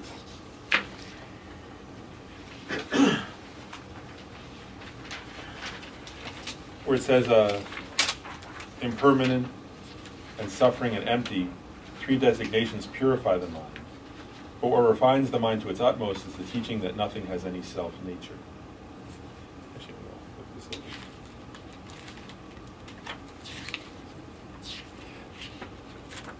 over. And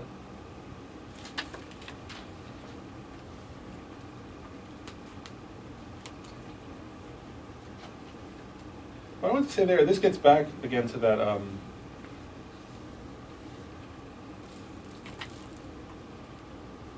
what we were talking about earlier in a way with the definitive and interpretable or non-definitive teachings of the Buddha, right?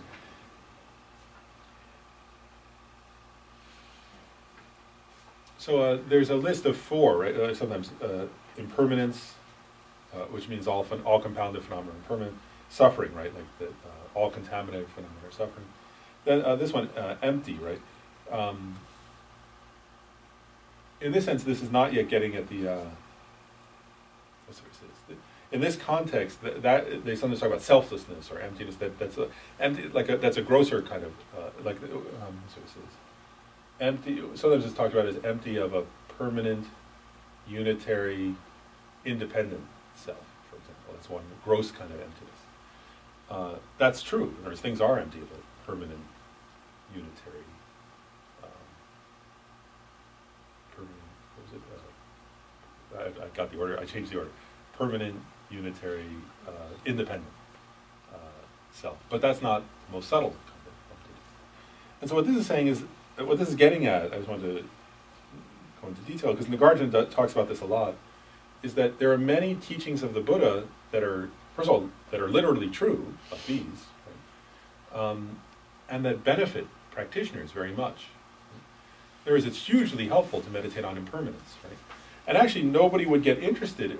Sometimes you could say from the middle way school's point of view, the only definitive teaching is the only ultimate definitive teaching of the Buddha is emptiness. Right? So you can say, well, then why did the Buddha teach 84,000 different teachings, including that all things are impermanent, and all these teachings about death, and change and suffering, and all the different kinds of suffering? Right? There are like 3 kinds of suffering, and 6 kinds of suffering, and 8 kinds of suffering, and 10 kinds of suffering. So you could say, why did the Buddha teach all of that? Right? If the only ultimate teaching is emptiness. And part of what Nagarjuna is getting at here, right, is saying, for childish beings, now we can say what child, right? For childish beings like us, right? First of all, we would become afraid. If somebody just came up to us and said, you don't exist. First of all, we wouldn't know what they're talking about. We would find that frightening, disturbing. We wouldn't want to listen to them. And so, what he's getting at here, right? He says 3 designations purifying the mind, right? So what he's getting at is that for childish beings who are very attached, right? The Buddha had to begin by teaching valid, reasonable things that we could understand based on our own experience, right? That will interest us in a spiritual practice, right? And so he starts with, for example, impermanence, right? Well, first of all, we can all see that. That's not hard to get. And by meditating on impermanence, we start to become interested in something different. Right? And actually, if you understand impermanence, you can do these in order, actually. Right? If you start to understand the impermanence of your own life, right? So I'm attached to this person. I'm attached to my home. I'm attached to my job. Then the Buddha's saying, look, they're all impermanent. They all change. They're all going to end. Right? That person you're attached to will die. That job you're attached to will lose you if you don't lose it. Right? All your stuff, you're going to lose it all. Right? And so, like, ordinary beings are so attached, then we start to go, wow, I hadn't thought of that, right? Then we start to go, wow, look, that kind of existence is filled with the second word here, suffering, right? In other words, and that's true. You start to look and you say, wow, everybody I know has experienced so much suffering. I myself am experiencing so much suffering, right? And you start to say, is there a way to be free from that? And then, like, even this grosser levels of selflessness or emptiness, right? Because we're not ready yet to realize, like, in other words, we're not ready yet to realize the middle way school. So we start to meditate on that there's no such thing as a permanent self. Well, that's clear, right? We can start to, there's no such thing as some kind of unitary self, right? Because there's just aggregates. Right? But we still have some kind of subtle grasping. And what Nagarjuna is saying is that, what do you say? The 3 designations purify the mind, right? So for someone like us, those things prepare us to eventually be able to realize emptiness. Does that make sense? So what Nagarjuna is saying is all those other teachings of the Buddha are skillful means, ultimately leading up to the actual definitive meaning of emptiness. Right? And that so the immature person starts becoming more and more inspired, right? And the more we meditate on suffering, impermanence, and so on, we get more and more inspired until eventually then when somebody like Nagarjuna comes along and says, but actually you can't really become free of samsaric suffering until you realize emptiness, right? Then we say, well, what's that? I really want to understand that. How can I understand that? You feel like energized. And then that's the person who is ready to start hearing the teachings on emptiness, on the ultimate, definitive meaning of emptiness. They're more prepared for that. Does that make sense? So, so in a way, like those first teachings purify the mind enough so that one can then get become interested in and be ready to understand the definitive meaning of emptiness, which refines the mind to its utmost. Right? Because that's the only actual antidote to samsara. And that's the only actual antidote to the the only final antidote to the afflictive emotions.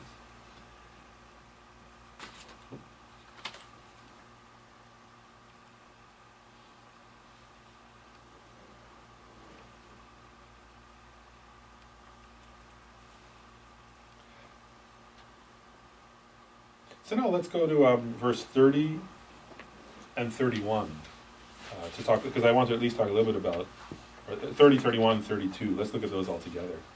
And that way we can start to get into emptiness, which we'll cover more next time, but I want to at least start on it. So verse 30, right? Just as the horns on a rabbit's head do not exist except in imagination, phenomena are precisely like that, merely imagined, having no existence. First of all, that's a radical statement, right? Because everybody knows rabbits don't have horns. Then he says, because they are not made of solid atoms, the horns of an oxen cannot be seen either, since not even the tiniest of the not even tiny atoms exist. How could one imagine that something made from atoms exists? Since arising is a dependent occurrence and cessation is a dependent occurrence, there is not a single thing that exists. How could the naive believe that there is? So now we understand, right? Naive, actually that's a synonym for childish. Like, I think you translate it either way. That's so he's referring to us, right? How could we believe that things exist? Right? Now this, again, I think is very important because when you read, this is now Nagarjuna talking more directly about emptiness. Right? And you can see how if somebody, what's there to say this? Remember I said earlier about grabbing the snake the wrong way and getting bitten, right? The worst thing a person could do from a Buddhist perspective would be to understand this nihilistically, right? So that would mean, right, when he says, just as the horns on a rabbit's head do not exist except in imagination, phenomena are precisely like that, merely imagined having no existence. It'd be easy for somebody naive, right, to use that word, to think that means nothing exists, right? And therefore, to think, therefore karma doesn't exist, therefore I don't exist, therefore other people don't exist. And then it'd be easy for somebody to say, well, so if people don't exist, then if Jody leaves her stuff out, I could just take it. What's the difference? She doesn't exist. The stuff doesn't really exist. What's she so attached about? That's a completely wrong understanding. Whereas that would be grabbing the snake, that would be like grabbing the rattlesnake on the wrong place and getting bitten and you die, right? Meaning that your spiritual practice gets destroyed. And not only that, like that would be a misunderstanding. Nihilism, Nagarjuna points out in other texts that that nihilism is the worst misunderstanding possible of emptiness. And it actually destroys your entire spiritual progress. And it serves as a cause for doing all kinds of bad things. And it actually, in terms of your spiritual life, it leads you completely off the path. So, but you can see how somebody who's naive could misunderstand this teaching that way. So this is really important.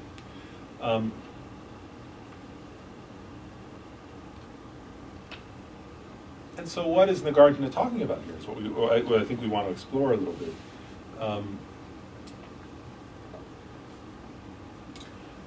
And so I wanted to, so let's do that, okay? Here's what I wanted to start to explain, because this is, we're looking at this text from the Nagarjuna's tradition, and particularly there are sub-schools in Nagarjuna. We're particularly looking at from the Prasangika sub-school, right? The something called consequentialist, which is the tradition that comes from Chandrakirti, Buddha Palita.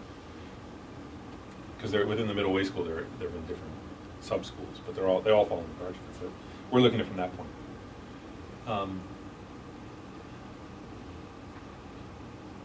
So we have to start with this, like, because what he's talking about here, there's a term he uses, right? Earlier, he used the term in that one, self-nature, right? In verse 26, he uses this term self-nature. So let's use that term, which means the same as inherent existence. That's a synonym for what the term I was using earlier, inherent existence or self-nature, same meaning in the Nagarjuna's context. So here's the issue. Let's take the example of the, from verse 31, of the ox's horns. Right? Now, unlike a rabbit, an ox has horns. Right? So, when an ordinary person sees an ox,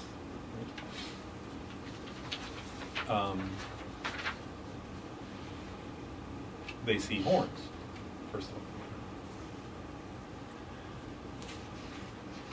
And now we were going back to the, earlier I talked about non-aryas and aryas, the person who's seen emptiness directly. So for somebody who's not an arya yet, so that's a naive one. When he says naive, that means that kind of person. Right? So it's referring to us, right? When we perceive an object, like an ox's horn, right? From the middle way school's perspective, because of our previous beginningless habituation with ignorance grasping at self-nature,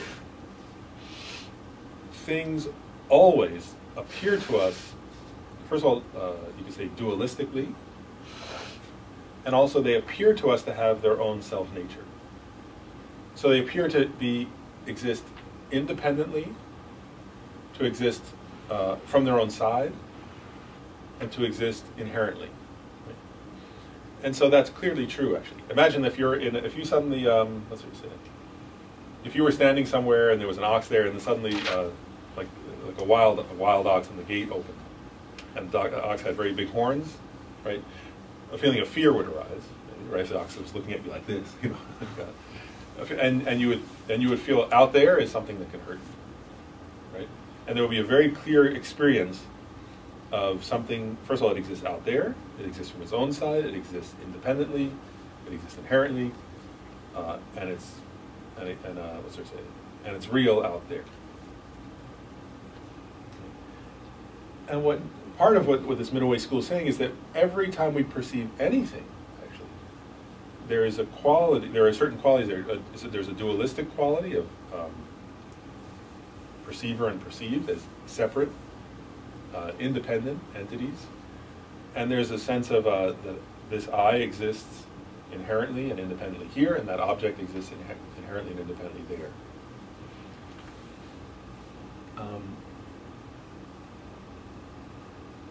And here's actually, I'll say this, that one of the main differences between naive beings, right, who are non-aryas, and aryas, is that naive beings believe that appearance to be true. Aryas still have that appearance, but they no longer believe it. There's a traditional metaphor metaphor or example that's given of the magician, and that gets at this point. The traditional metaphor is this: is if a magician creates an illusion, right? If you go to a magic show, right, and a magician creates an illusion, right? If you're sitting in the audience, right, and suddenly, you know, an elephant appears on the stage, right, and then the person walks through the elephant or something like that, right? Like, the point is this: is that the audience perceives the illusion. They usually give the analogy of a person, an illusory person, like a hologram or something. The audience perceives that as real. The magician, it also appears to them, but they know it's not real because that's part of their show. So they say, and then they say somebody who walked along, afterwards or something wouldn't perceive any of that. Anyway, the point being that ordinary beings are like the audience. We perceive things and believe them to be true. Aryas are like the magician who perceive it but don't believe it to be true. Buddhas don't even perceive it in that way. That's the third type. The point here, though, is this: is so we perceive things that way, right? So we perceive this dualism and this inherent existence, right, that exists from its own side, I and object. And then that's not yet, actually that appearance is not yet ignorance. That's just that appearance, right, that comes about due to causes and conditions. Right? there are all kinds of causes and conditions that give rise to that appearance. Right? Including like eyes, ears, and beginningless habituation to ignorance, and so on. And then all kinds of causes and conditions that can be happening on all different levels. There's so many levels of causal. Was it causes and conditions or causal factors, right? And then there's appearance of dualism. But then there comes the moment, which we always do, actually, as ordinary beings, where they sometimes say, assent to or believe in that appearance. So and we don't do that consciously, because it's continuous, right? But it's like it's that we invest in, or we assent to, or we agree with. We believe that appearance to be true. Right? So we believe that the ox's horns are really out there, or that we believe that Mike is really sitting over there. And now we're getting at questions of ultimate status, right? We're getting into the question of what's the ultimate nature of things, right? So, and this is an important point in this system. If you're not analyzing the ultimate status, then those are not questions you ask, right? Mike, if we're just talking conventionally, then Mike is sitting over there. But now we're beginning to get into the territory of emptiness. Does that make sense? What's the ultimate status of Mike? Those are two different questions. Does that make sense? So conventionally, is Mike sitting over there? Yes. But then you say, if we start to ask the question of ultimate status, right, of ultimate analysis, then we realize when I see Mike, I immediately believe, yes, there's a real Mike sitting over there, of course. He's not a hologram, and that's not Jody, that's Mike. Right? There's no doubt. So, but now if we start to check the ultimate status of that, right, and that's what this teaching is getting at. So here Nagarjuna gives the example of atoms, right? So for sitting, right? I'm going to use that one now, right? So conventionally, is Mike sitting there? Everybody agrees yes, right? But now do you have the sense of dualism? If you check your own experience, right? There's a feeling of I and of Mike. And I'm over here and I really exist, and Mike's over there and he really exists. And he's truly exists, and he definitely exists from his own side because I'm not Mike. Mike's Mike. So he must exist from his own side. And there's a feeling of inherent existence that we automatically assent to. Right? So in this analysis that Nagarjuna is inspiring in us, is this, in this verse, right? He talks about not even tiny atoms exist, right? So in other words, for Mike to be sitting there, for Mike to be a truly existent phenomena that's sitting there that exists independently, and that exists really, let's leave independently out, that truly exists as an independent, as something from its own side, right? Well, sitting is the activity of a body. And so what Nagarjuna is getting at here is, so if there's a real person sitting, there has to be a real body.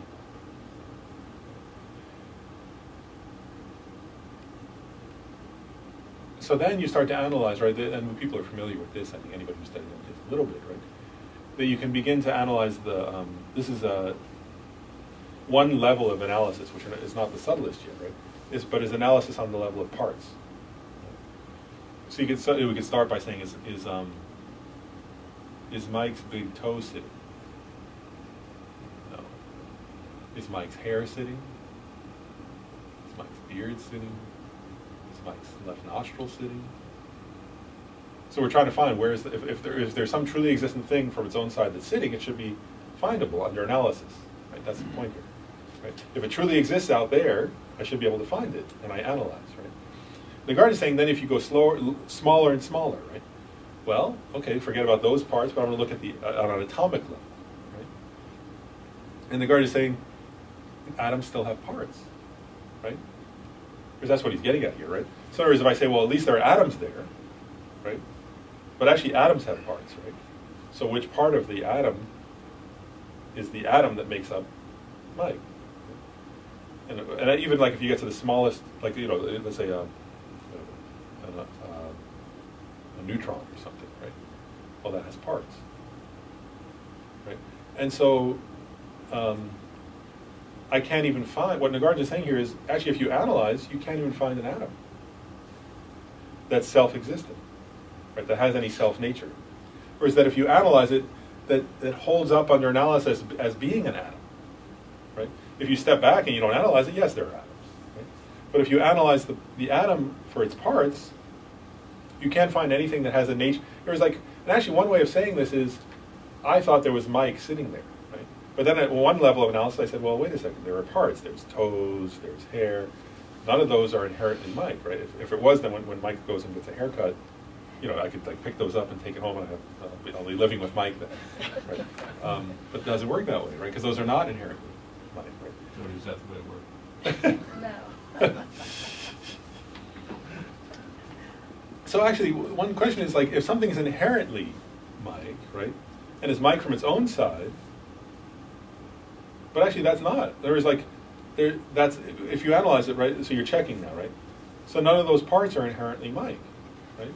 So how can there be a Mike that exists from its own side if none of the parts of Mike exist as Mike from their own side? Right? And then if you analyze further, right, even Mike's hair, right, I picked that, right? So what is, that's clearly not inherently Mike, it's not, you know, then the stuff on the floor and the hair cutting place would be Mike, right? But then even those add up, right? Even the hair, is it inherently hair? Right? So you break it down to an atomic level, no, it's not inherently hair. But it seems then we grasp automatically, right? This is what I was saying, it's automatic. Then we grasp, but there's automatically atoms. Right? It's inherently atoms. But then you analyze the atoms, oh wait, they're made of parts. So they're not inherently atoms, right?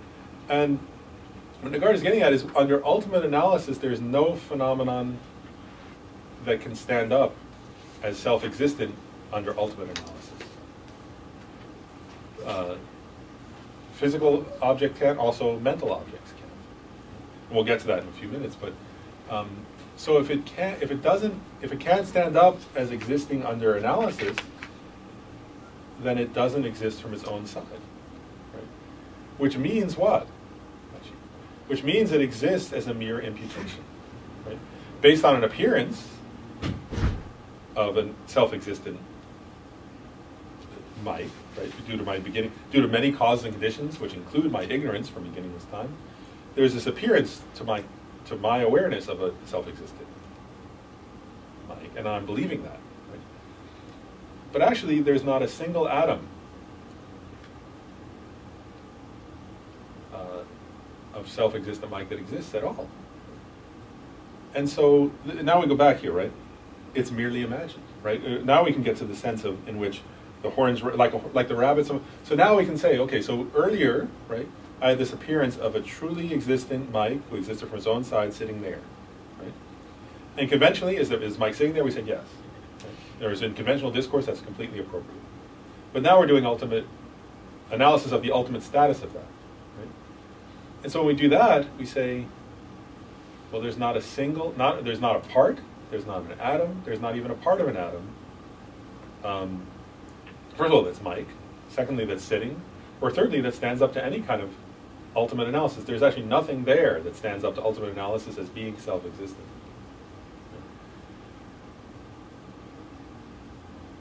Actually, at that point, if you're meditating enough, right, you would realize that the self-existent Mike you were perceiving is empty. Or it doesn't actually. Well, not just empty. It doesn't exist at all. Actually, that Mike does not exist at all. Right? The self-existent Mike who I was perceiving, and I was definitely perceiving a self-existent Mike, actually doesn't exist at all. There's not one atom. There's nothing of that exists. Right? Now, but Nagarjuna is saying, but it does exist. How? Right? In other words, when I come out of that meditation, again, I open my eyes and there's Mike. In what way does he exist? He does exist as that which is merely labeled, merely imagined. That's what we say here, right?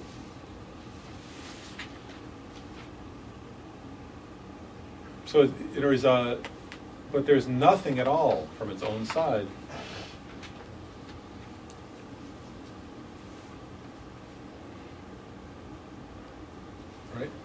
that exists as that. And I guess I want to go back now just to clarify. So,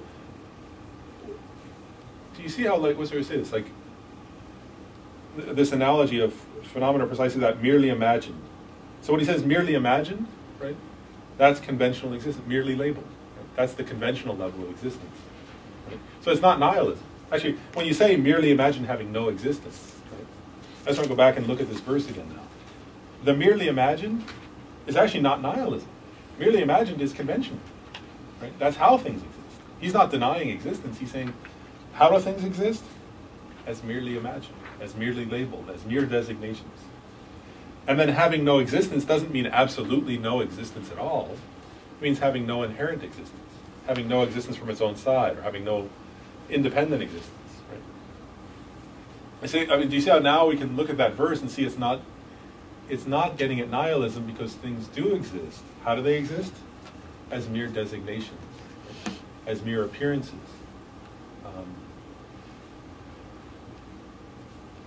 And then having no existence, this is very important, having no existence doesn't mean absolutely no existence, right? It means having no existence, to use Nagarjuna's term from earlier, having no self-nature. And you see how, no self-nature, because we just analyzed, and sometimes Lama Zopa Rinpoche, when he talks about emptiness, he talks about right there. And he used that phrase, people refer to that, where he says, right there, it's empty from its own side. The point being, like, you have to find your concept of a truly existent, or Mike who exists, or you mind I'm using the thing. We have to find that mistaken appearance, right, that appears to us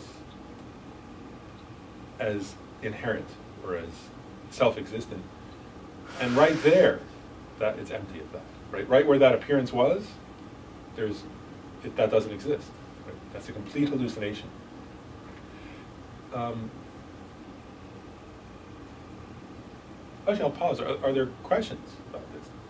There should be. Well, for me, the part that's always tricky then is why I can accept all that intellectually. You say, okay, we're still the horn and the ox that can gore you at that very moment. Mm-hmm. That you're saying, this is all imagined, Right. whatever. I mean, there's still some, how do we, which you could say, okay, on an alternate, I don't know what you said. How do you answer that? What does the eighth level bodhisattva see Yeah. as the horn goes into its chest? Yeah. One thing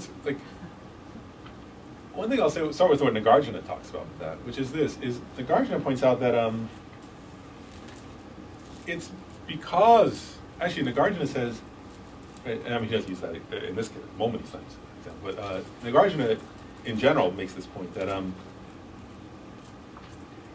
it's because the horns of an ox lack inherent self-nature, and I lack self-nature, that they can gore me. Right? What Nagarjuna says is, actually he points this out because, actually your point, right, that you're making about, well, they can still hurt me, right? Actually, in other texts, Nagarjuna points out that Buddhist realists, actually, meaning Buddhists who are not of the middle way school, right, actually use that criticism to say to Nagarjuna, hey, like, what you're saying doesn't make sense. And even within the middle way school, that's the argument that Bhava Viveka makes, right, to debate with Buddhapalana. He says essentially the same thing. He says, hey, but still, look, the horns of an ox are different from butter, or something. I mean, he doesn't use that exact analogy. He says, in one, sit down and have a meal, and the other better move out of the way, you're going to get killed, and so on, right?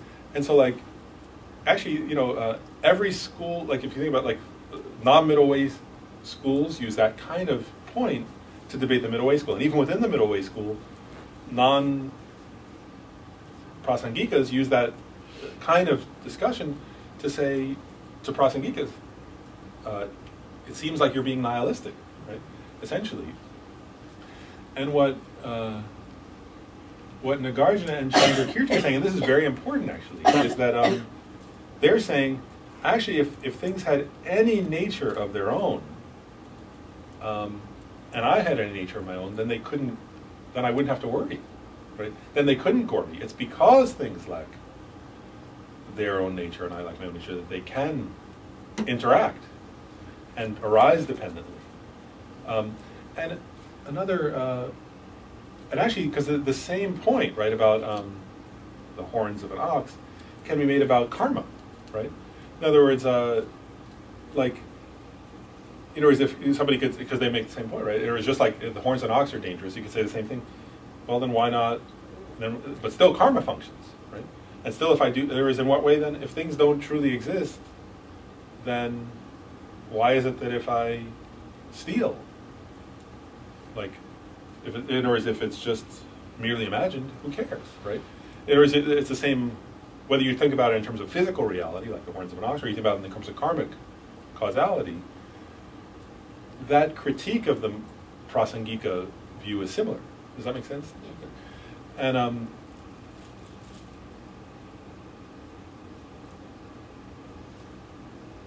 And what, so what is the consequence, you know, so the consequential answer actually, right, is this, actually one way of saying it is this, is that it's important not to confuse the two levels.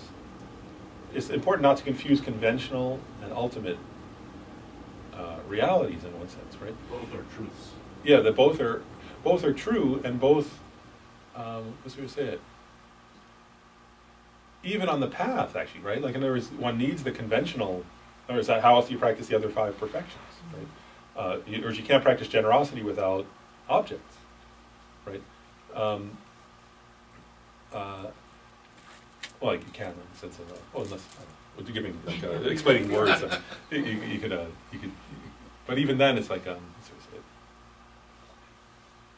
I guess maybe not objects, but they're phenomena. Conventional and ultimate, you know, of what you're saying right now. Yes, on a conventional level, you need that object. Yeah, and so I guess so when it's like, let's say go back to the example of the horns of an ox, right? Like the question of actually I want to use an analogy from, I want to pause for a moment, use an analogy from Aryadeva. Right? Somebody once, there's an analogy, I don't remember the exact words, but there's an analogy that Aryadeva uses where he says, and Kensram Shade has mentioned this example before too, but where they talk about, like, if there's a wall painting, right, and 2 people are debating, let's say, I think he gives the example of a Hindu wall, there's a wall painting in a Hindu temple, right, and one person, I can't remember which gods, but one person saying, I think that's Ishvara, and somebody else saying, no, I think it's Brahma or something, right? And then a third person walks through the room, right, and these 2 people are having a debate. Oh, no, I think it's this god. No, I think it's that god. And they turn to the third person, they say, hey, we're having this debate, which is it? And then the person says, it's neither one, it's a wall painting. That Aryadeva says that person is mistaken. Or it's because they're engaging in the wrong level of, they've answered on the wrong level of discourse. Whereas that's not a helpful answer, because that's not what they were asking. Or they know that's, or in that case they know, but also that wasn't the point of the debate, right? They were trying to resolve a question. And he says, but Aryadeva, really, I mean, what he's really getting at in that analogy is it's incorrect to answer conventional questions from an ultimate level, right? And that's like, people do that actually. You know, so as Buddhists, you meet people who, like somebody says, you know, somebody says, oh, I'm in terrible pain and I'm sick. You say, well, none of it's real, you know, it's all illusory. None of it's real, so don't worry about it. You know, or somebody says, you know, whatever, like, you know, there's the horrible financial crisis is happening. I'm really worried. Well, it's all mere appearances. None of it's all empty. Don't worry about it, right? Like, that's the person who's making the mistake that Aryadeva is warning about, right? So sometimes even I'm just pointing out that even in conventional discourse, sometimes Buddhists make that mistake, and this Aryadeva is pointing out that that's, first of all, insensitive, and secondly, it's answering on the wrong level. And in a way, like, this is similar, right? That conventionally, right? How do I say this? Conventional phenomena can't sustain themselves in ultimate analysis, right? So if we're trying to discuss conventionalities,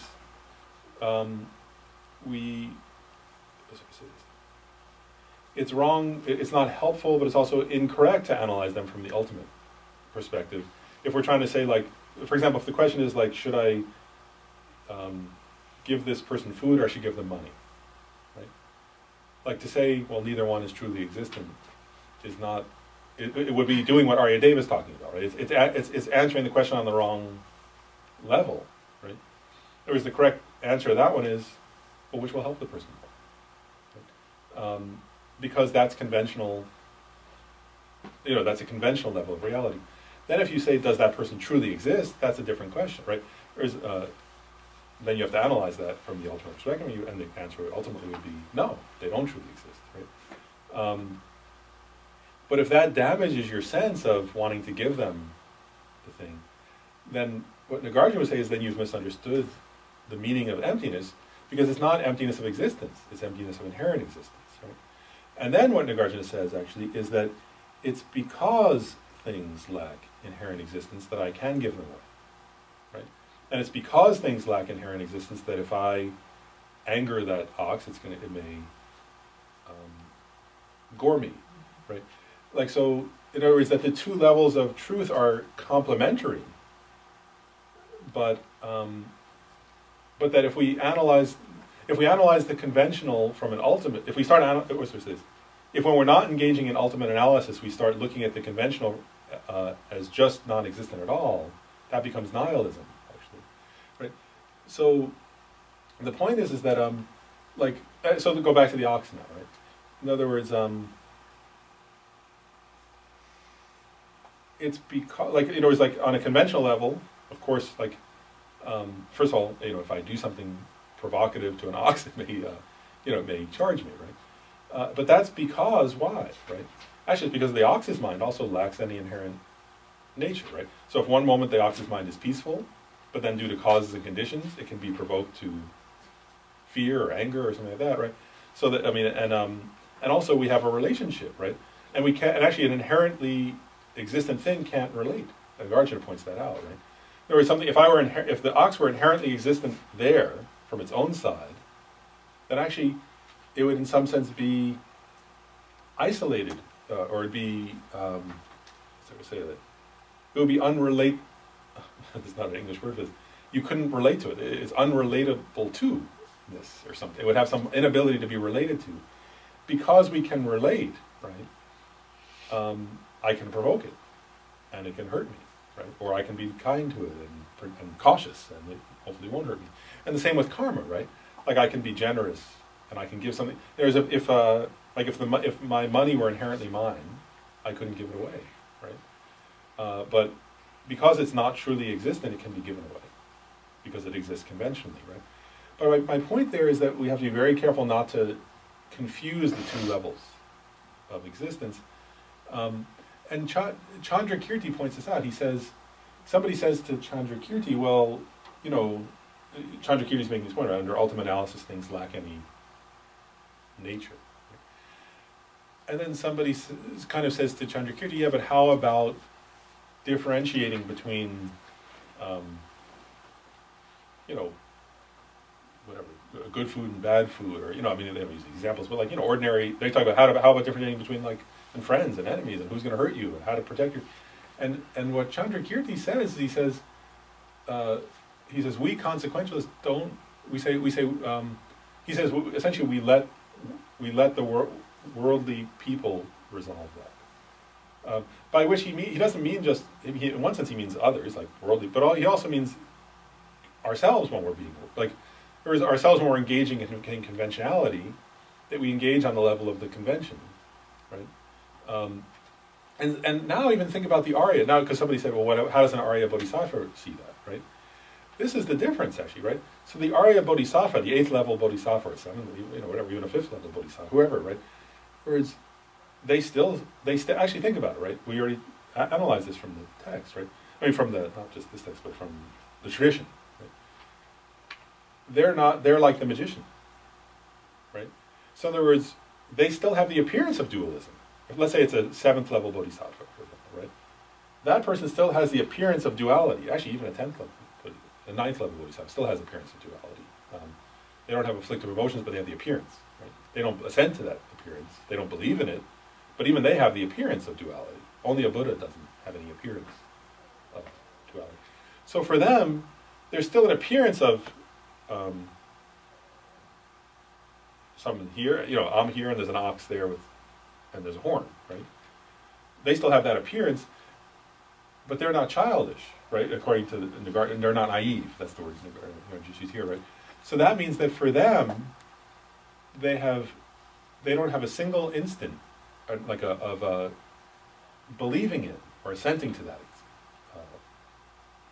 appearance, right? For them, they know that appearance arises in an illusion-like manner, like the magician who's doing a show, right? Or right? Or if you were to like type a whatever, if you're the person who created a computer program, then you create a hologram, right? Well, you know it's a hologram, so you don't believe that's really a person. If I created a hologram of a person, and I was the one who wrote the program, I wouldn't believe there's a real person there then who I want to make a business deal with, right? That's silly, right? They view it like that, right? In other words, they the recognize. 10th level Bodhisattva view doesn't have a dualistic view of themselves and the ox's horn, but the ox's horn still conventionally exists. So what view do they have? Because the ox's horn is still there. No, they do have a dual, or somebody who's not a Buddha still has the dualistic appearance. So, but they don't believe it. They don't believe in that appearance. They don't believe it. Right. But it still conventionally exists. You still can conventionally ignore them. Yeah. Same for a Buddha, Yeah. who doesn't have the dualistic view. Right. The ox's horn still exists conventionally, still can ignore them. And one we still have a couple minutes. One subtle point I want to make is sometimes I'm just going to find a verse that gets at this, but there are a number of places where Nagarjuna. Well, I'll say it this way. Sometimes Nagarjuna uses these examples of illusion, and I think that part of the reason for that is this: is like,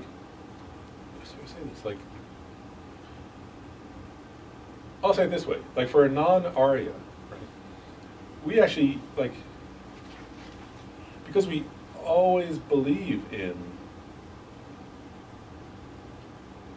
that false appearance of self-nature, right, of things having their own nature from their own side. Actually, just pause. I mean, it's just that's just an amazing thing to think about, right? Like, we are always misunderstanding, like ourselves and what's going on, actually, right? Because we're always perceiving ourselves and other things as having self-nature, right? And I mean, of course, then we give rise. That's why we give rise to all kinds of afflictive emotions. But just, I think it's worth pausing to think about that, right? Like, can you imagine that? Like, I mean, think like. So it's not that it's not that, again, like, and we can't differentiate, right? So, like, go back to the example I was giving you. Just it's easier. The ox's horn is not here, right? So I'm going to go back. It's a mic, right? Like, in other words, does Mike exist conventionally? Yes. Right? There's no doubt, right? We all know that. But we're not capable, actually, right? As soon as when I'm engaging in ultimate analysis, I can analyze and reason, wow, like I have this false appearance of it. Mike who exists from its own side, right? And that's completely false. There's not one atom, right? There's not one part, there's not one speck, there's not even a subatomic particle. First of all, that's inherently Mike sitting, and even that inherently exists at all, actually, from its own side that has self-nature, right? That has a nature of its own and isn't made up of something. Because if Mike is made up of non-Mike, then in what way is that? Then how can you say Mike exists? If I can look at all these parts, right, like atoms, right, and none of them are Mike, then in what sense is that inherently Mike? It's a meaningless. It's not, right? It's just conventionally imputed by my mind that's Mike, right? But there's nothing from its own side that's Mike. But then even the atoms don't exist inherently from their own side as self-nature as atoms, right? If I analyze them, they're not atoms from those sides because they're subatomic particles, right? And they have parts, right? But I could label them atoms, and in that sense they exist, right, conventionally. But they have no self-nature, right? And everything completely lacks self-nature is what these verses were saying, right? And yet, as soon as I, again, think Mike, just look, right? Immediately there's the thought of there's the belief in the inherent, in the self-nature. And that's amazing, isn't it? Like, it just shows like how deep our I'll call it a hallucination, right? Or a delusion. It shows how like deeply ingrained our delusion is, right? Where you analyze something, you see it lacks self-nature, and then immediately As soon as you like open your eyes again and look at it, again the self-nature appears to you. Right? And what Nagarjuna says sometimes is things like this. He says, and as long as that's true, he talks about, again, we're naive beings, right? Immature ones, like us, right?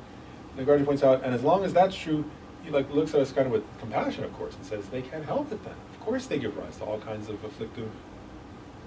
It's like as long as you have that fundamental misperception of yourself and of everything else, of course those kinds. He says like there's another meaning of childish in a way. Like if a kid comes up to you and hits you, because they're freaked out, like there you go, oh, they don't like, the poor little kid, they don't know what they're doing. The guard is saying we're like that, right? Like, whereas if every time you perceive anything, including yourself, you're perceiving it as having self-nature, and then you're believing that false appearance. He says, of course they can't help. They can't help but be foolish, right? And then he says it's only by realizing emptiness that one stops being foolish, because then one starts to actually be able to differentiate and be able to see mere conventional appearances without any assent to their inherent. They still appear as if they have self-nature, but you no longer believe that. Then you can start to be like a mature being, right? Who doesn't react in the same way, right? So because then you don't crave after things that have some, they may have an appearance of positive appearance. You recognize it's like a dream or something. You don't grasp at it, right? Or if they have a negative appearance, you don't grasp at that, so then you don't give rise to anger or hatred. Does that make sense? I just want to think about that, right? Because there's a double meaning of childish. One is what's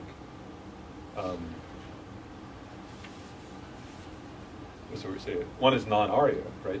The other is that then because one is non-arya, one also one reacts in, what's the way to say it?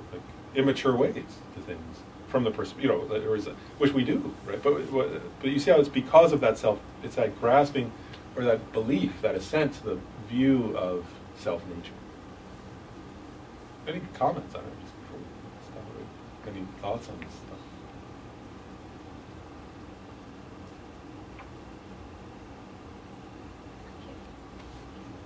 I just tried to say, can I ask if this is a fair analogy? I've been working with a student for 2 years who believes representational imagery and painting is the only thing that's meaningful. For example, so when things start to depart into brushstrokes or into anything other than what he considers photographic in nature,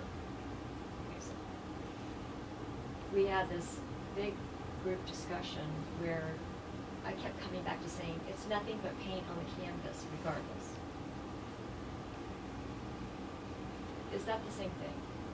In the end, no matter what, it's paint on a canvas.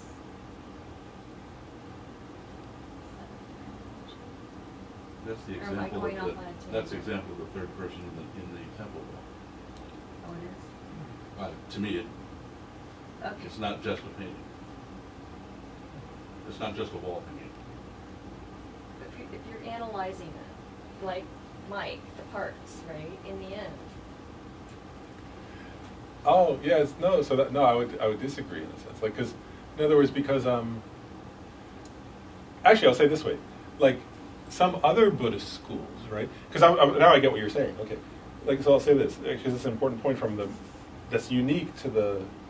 This is one of the unique features of Chandrakirti's Prasangika school. It's actually other Buddhist schools say it's just that it will say it's just strokes on a canvas. And I'm going to say what I mean by that. To use your analogy, is I'm going to use it in analyzing the 5 aggregates as the strokes on the canvas. Okay, like that. Okay, so the Buddha. Of course, right from the very beginning of the Buddha's teachings, right, he talks about the 5 aggregates, right? There's what makes up the person, the 5 heaps, the 5 aggregates, right? Which are one is form, and the other 4 mental, feeling, discrimination, compositional factors, and consciousness, right? Which are all non-physical, right? And so when you say it's all strokes on the canvas, it would be like saying it's not the person, it's the 5 aggregates, right? It's the parts that make up that. It's the parts that make up the thing. And most Buddhist schools, so when you say what exists, right? Because all Buddhist schools, but one branch, it's almost so expensive. There's that one branch of the lowest school that says it is a truly a self, but it's inexpressible. But in general, Buddhist schools don't believe in inherent, don't believe in a, I'm using the wrong word. In general, Buddhist schools don't believe in Atman. Right? And so they would say, so some Buddhist schools would say, there's no Atman, right? There's no soul, or something, but there are the five aggregates. Right? So that'd be like saying it's just the parts, it's just the strokes on the canvas, right? Chandrakirti disagrees with that, actually. He says that's still grasping at a. He says from the ultimate, if you're analyzing the ultimate status of something, that is by refuting the Atman, let's say, the sort of soul, but saying there are still the aggregates. Then they're still grasping at something. Then some, like the mind-only school says, well, there's still consciousness. That's the stroke. There's one stroke on the canvas. It's consciousness. That's the. And then Chandrakirti says, no. That's still grasping at a truly existent inherent phenomena, and therefore all the other afflictions will come back still. Right? And then anyway, then some people grasp it. Well, the continuum is but what the Prasangika say is conventionally, you could say it's realistic, you could say it's abstract, you could say it's strokes on a canvas. Ultimately, there are no strokes on it. Ultimately, there are no strokes on the canvas. So that wasn't a good analogy. Because that would be Chandrakirti's answer, is that just as if you're engaging in conventional discussion, which is kind of what you were saying, if you're engaging in conventional discussion, then you can say, you can debate, is it representational, is it abstract, is it strokes of canvas? If you're engaging in ultimate analysis, there's no realistic. It's paint on a canvas, though, right? Yeah, conventionally that's fair, but ultimately there's no canvas, there's no paint, there's no painter, there's no brush. Like that would be, and as long as one holds to any of those, that's grasping. Like Nagarjuna said, if you hold on to any of those, if you leave it, if you say there's no true representation and but there is paint, then there's still grasping at. Nagarjuna would sort of say that's still grasping at something that has its own nature. And if you grasp at that, then eventually you're going to grasp at. Then there must be, if there's paint, there must be a painter. If there's a painter, there must be an act of painting. And then you eventually will be back to the whole samsara, is the metaphor. Which is interesting, isn't it, though? If you think about it, because all the other, actually every other school, I'll say this last thing and then we'll stop. This is one difference, actually, for why, when we say no, because it's very subtle. What does it mean? In Chandrakirti's sense, right? What does it mean there's no self-nature? Right? There's no inherent nature. Now, one way of saying that is this, is that every school except the Prasangika, right? Even in Buddhist thought, says, because they all have concepts of conceptual, every Buddhist school has some concepts of things, that certain things exist as just conceptual designations. Right? Like even the lowest of all the tenet systems believe that the self, right, a permanent, like for example, or what was called, that, well, let's just say it this way, that the self does exist as a mere nominal designation.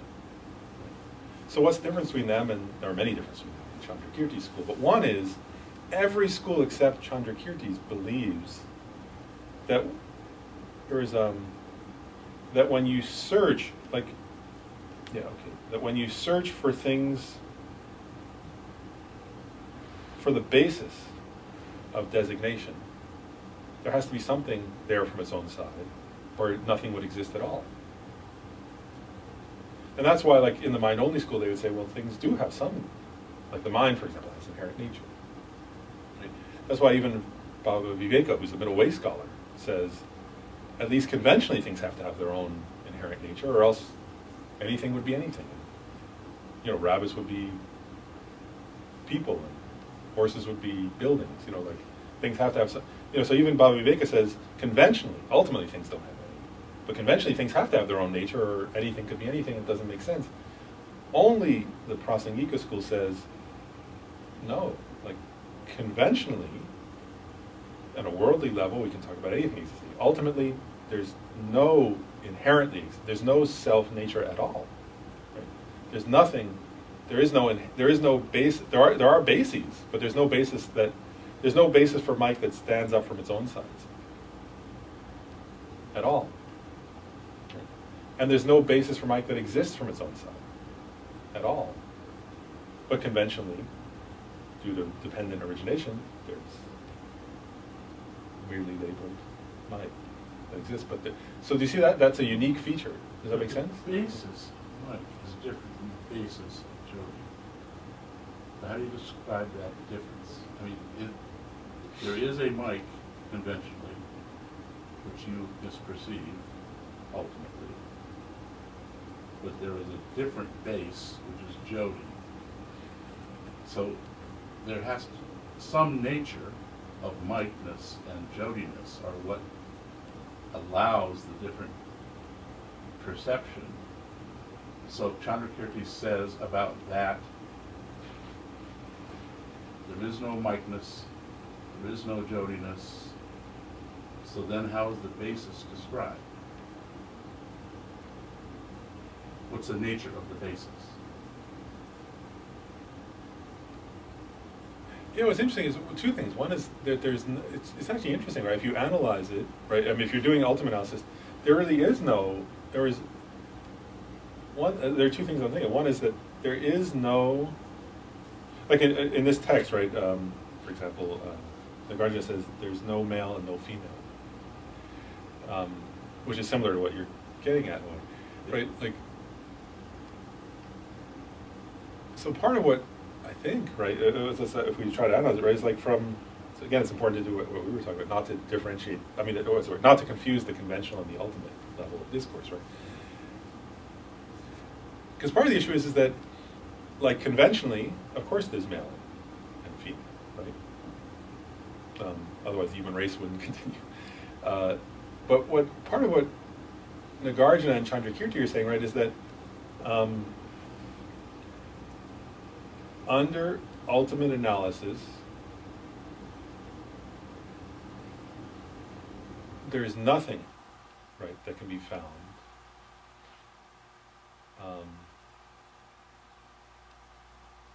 from its own side that's male. Then what differentiates a valid versus a non-valid basis? The only thing that, it's interesting, the only thing that differentiates that is conventions. And like the non-valid, actually in the middle way, I mean, especially in the Prasangika school, right, the main differentiating thing is, they talk about is, does someone else or do yourself later realize it was mistaken? So if you mistook, if someone mistook you for a woman, right,